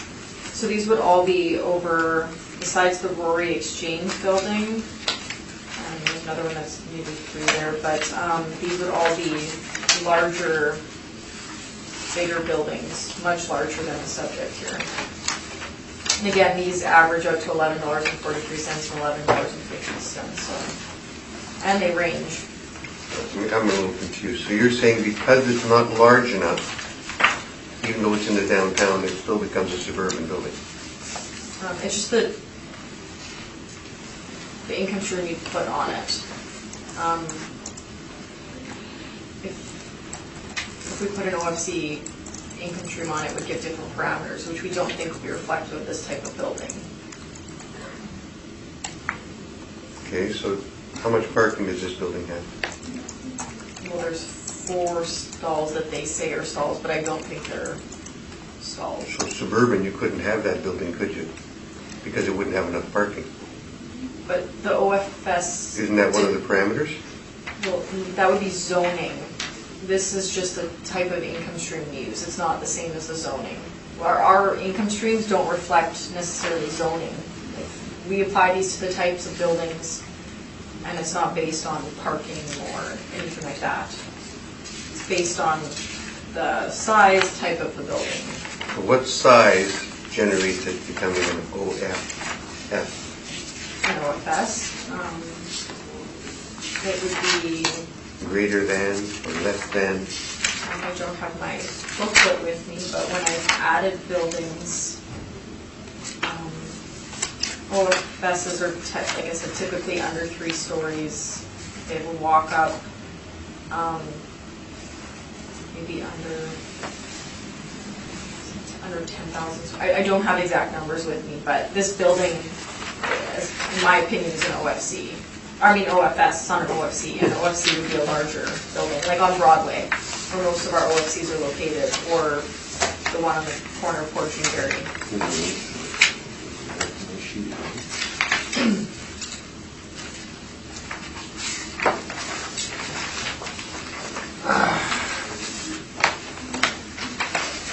Almost there.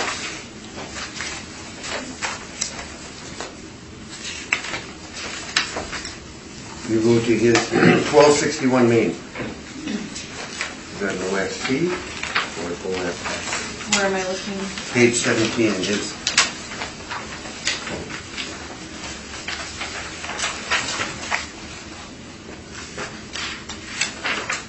We would have that as an OFC. Is it not both the same size? I mean an OFS, sorry. You have that as an By the OFS? terms. So on page 16, we would have those as OFS. I think 836 Ellis is actually a retail building. The one next door to it is an office building as an OFS. The Gary one is an OFS. Main Street would be an OFS. Possibly, I don't know if that's a medical building. I thought you were saying they were OFCs. Actually, I think these comparables are actually not supposed to be here. These are sales comparables for another property, I believe. Yeah. Okay, so now let's go back to your Yeah. list that you had. And that was on page 6. 6 or 5? 6.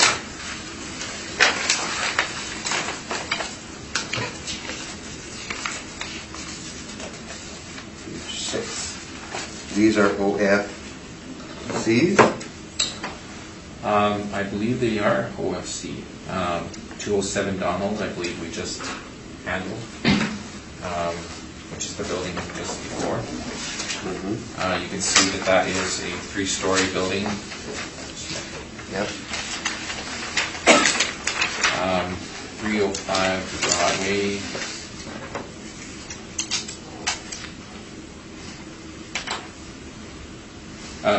I don't know what the stories are for these, in terms of how many stories there are on it. $55. So why are you asking for it to be an OFC? I think the main reason is that all office buildings, and we don't differ between stories, and we use OMA classifications to differ between the types of buildings. This building would not be an A or be assigned to the C class.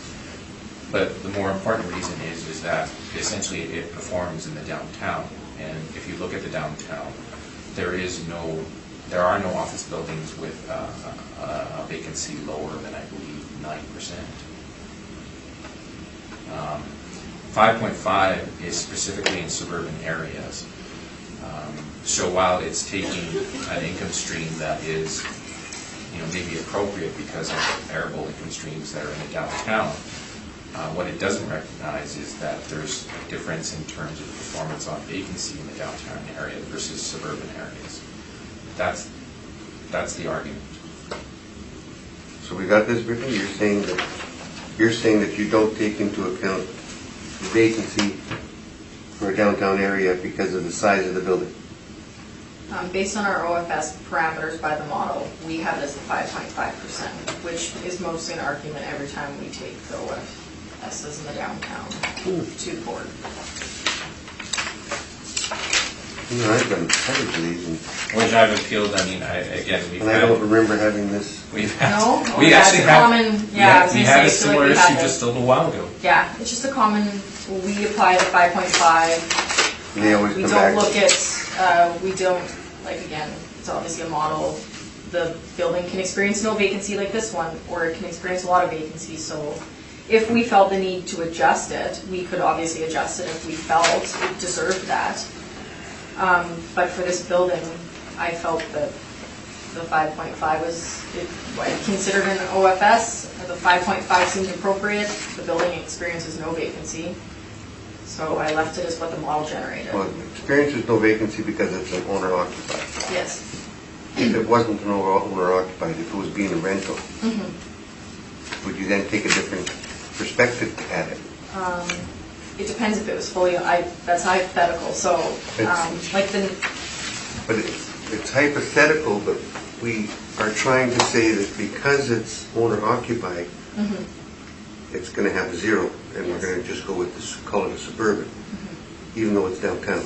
yes. If that was rented out to somebody else, You and would it still had have the same a higher parameters. vacancy, We would still have the same model parameters, and if we chose to reflect, if we reviewed vacancy over 5-10 years and it showed a problem with vacancy, we could override that and give it a higher vacancy. But as per you our, still wouldn't give it an OFC. no, we would still keep it as an OFS. Has anybody ever brought in something that says OFC? We actually had this very same issue with, 206 Osborne? Yes. And 226. 226 Osborne. I argued the same point, and they essentially gave me my value.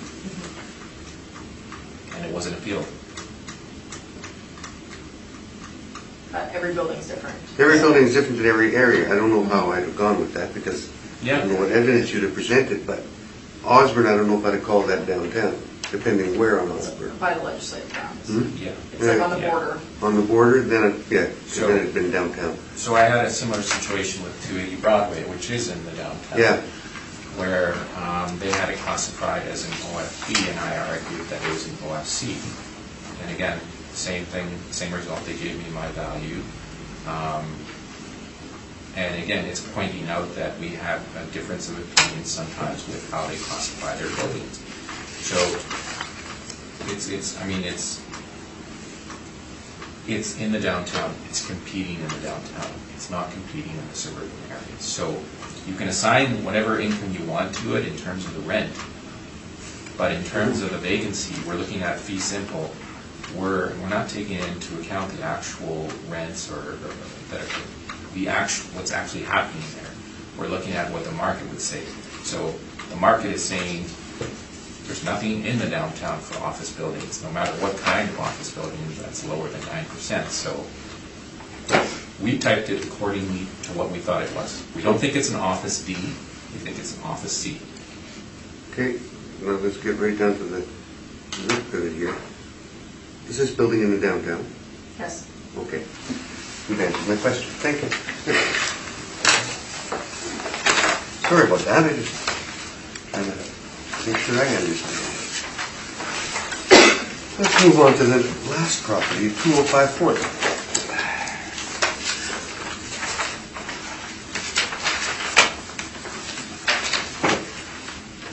When you are ready. This is file number 19-3783, roll number 12093-050-600, address is 205 Fort Street. We're dealing with an office building located in the downtown. We have the actual year built is 1932, effective year built is 1932. We don't have any parking associated with this property, and we have a gross floor area of 12,000 square feet and a leasable area of 11,600 square feet. So the value that was sent out, the assessed value of the $946,000, differs from my income workup because a premise was created and there was a miss of, I guess, a refreshing. So my income workup is going to vary, but I am defending the value listed here, even though my workup is higher, because it should be what was sent out. On page 2, I have the aerial photo. It's located at the corner of Fort and St. Mary Avenue. I have some exterior photos, no interior photos. On page 3, the request for income and expense information that's been received, response. We have a subject sale history. This sale is a multi-row sale for 3 properties, so not looking at the sale as a reference to the value. And the subject property, from what I understand, is owner-occupied. On page 4, we have the income stream for the OFS. This property we have listed 4 premises here. We have a potential rent for the building at $81,880, leasable area of $11,600 for a blended rate.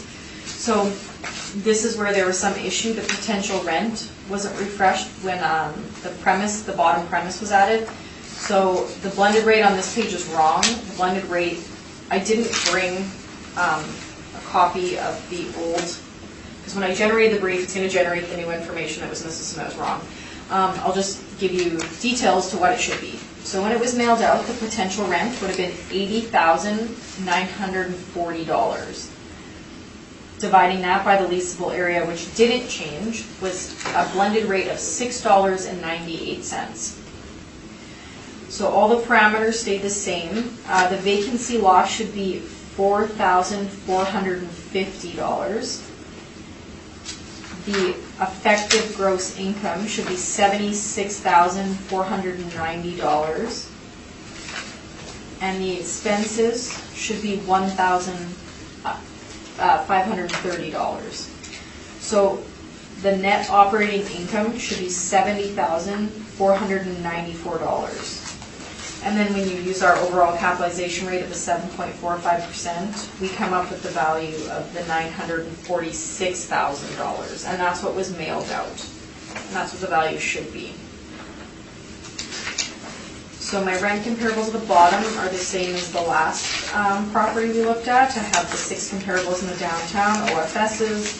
They range from $10 to $69.92. This building, from what I understand, the quality is not great inside in some parts of it, and that's what generates these lower $7 rents. On page 5, we have the income value summary. Again, this one's wrong. Page 6 is the capitalization rate, so it ranged from the 5.55 to the 9.05. Page 7, Municipal Assessment Act excerpts, and then on page 8 we have the 2017 income and expense questionnaire, which just shows owner-occupied gross.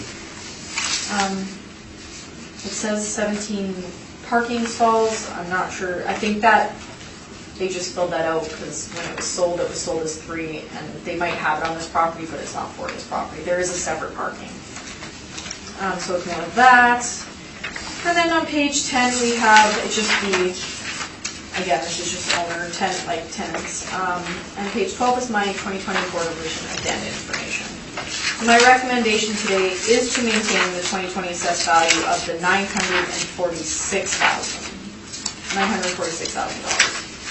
Thank you, that's my presentation. Marcello. On your page 3, under the sale history, Yes, this property sold in July of 2015. yes. Can you tell me if it's sold with anything else? Yeah, so it was 3 properties, and from my understanding, it was a parking lot and another building. Okay.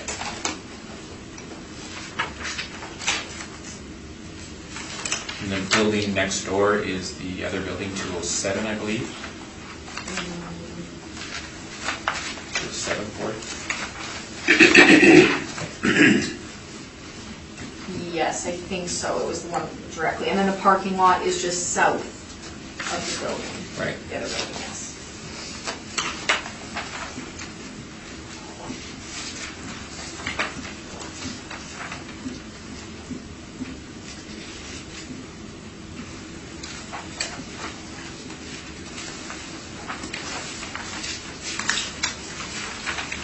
So, I guess what I would ask is, 3 properties exchanged for $1.2 million in 2015, which doesn't seem like a long time ago. No. And yet your building value is close to $1 million alone. Yes. Not one sweet, yeah. Yeah.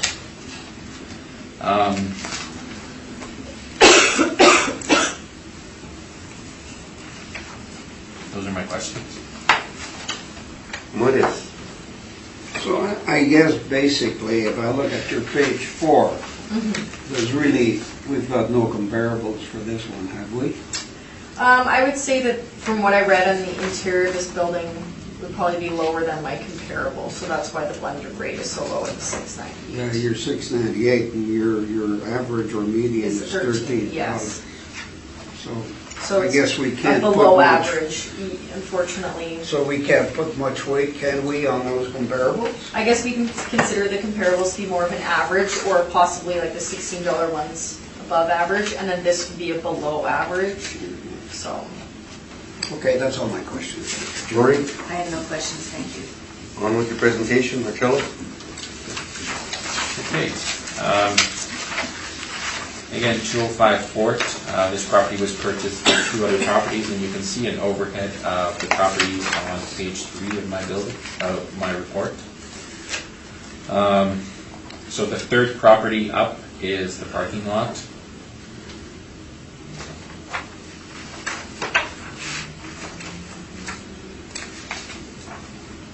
So if you turn to page 6 of my report, you can see the potential for the office comparables that we've used. In this case, this property was built in 1932, so in our opinion, this would fall into the Office D classification. We've assigned a rent of $6.83 to it for 10,887 square feet. That gives us a market income of $74,358. We've assigned the Office D parameters for vacancy at 14%, shortfall of 750, which is for Office D, 7% non-recoverables, and a capitalization rate of 8.50. We've come out to a value of $565,181 versus the city's value.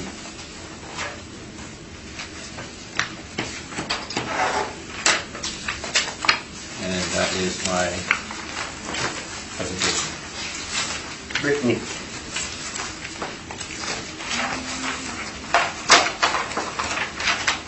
The pictures on pages 16 to 18, are those the comparables? So that would be King, Fort, and Lombard, yes. In order. Okay.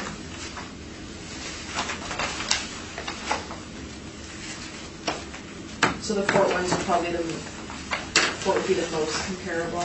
Yeah, the other ones are larger. That's some more questions, thank you. Maureen? I have no questions, thank you.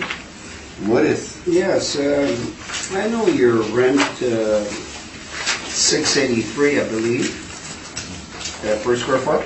Per square foot. Yeah, but the city's using 11.6, you're using 10.887. So that makes quite a difference here. So where do we get that difference? Can you explain the difference between those two? I'm just going to make a quick calculation here.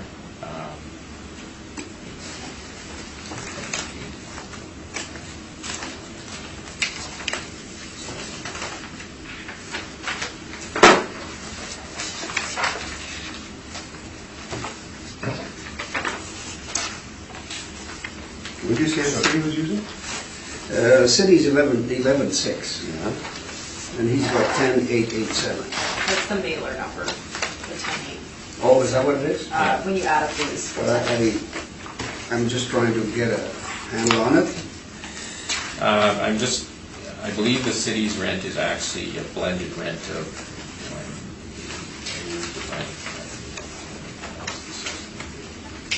$7.05. Oh, she said 698. So that was the error, but we're That's- still using the 1160, so it's just the square footage differences. Yeah, it's a set of square footage. Okay, so what is the rent again? $698. $698. Well, that's what she said. Yes. Okay, versus $683. Yeah. Okay. Yeah. Yeah, there's not much of a difference. You know, but it's a square footage, eh? Yeah. We're using 10,887. They're using 11,600. And what's your explanation on that?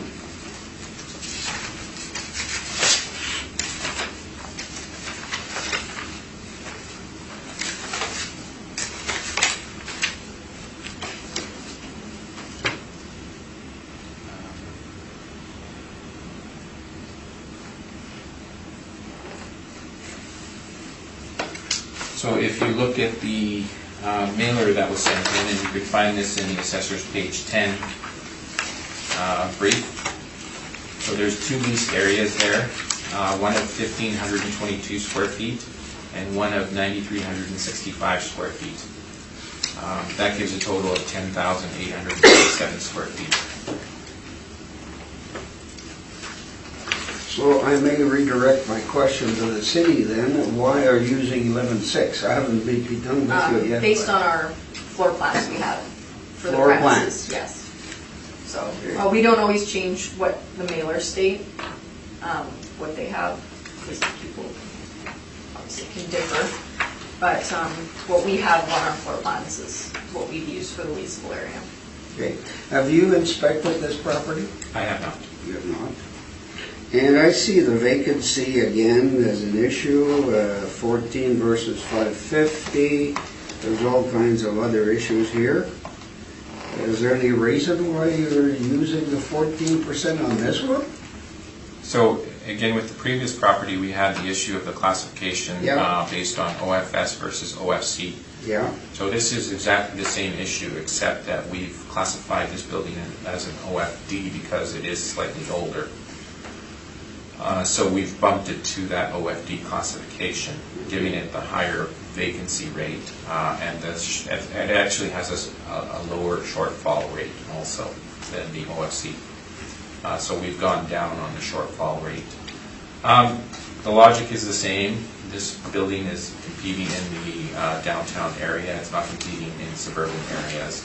So we're assigning a vacancy that is appropriate for the downtown area, not for a suburban area.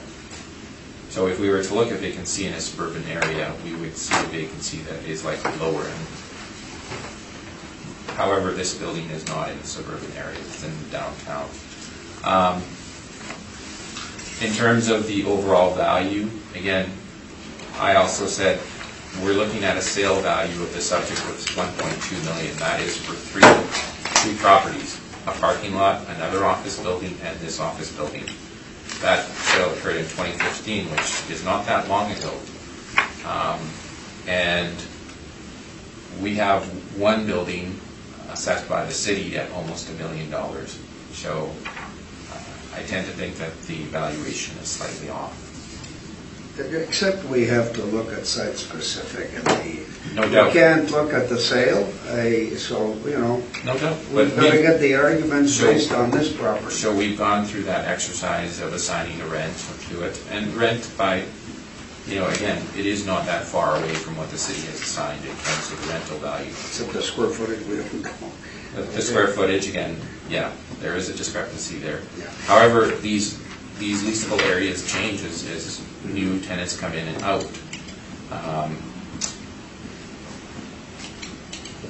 What about the cap rate? You're using 8.5. What's your logic on this one? Is it, It's the age. it's the age? The age, the type of the structure. I mean, we don't think it would, it's not an investment grade property by any means. And it's not an heritage issue either, is it? No, it's No. not there. Okay, I'm just trying to Yeah. see where you're going with this. I don't think I've looked at your arguments on the cap. So if you look at the capitalization rate chart on page 12, Well, okay. yeah. So we have ranges for Office A and Office C. So Office A's range from 6.25 to 6.50.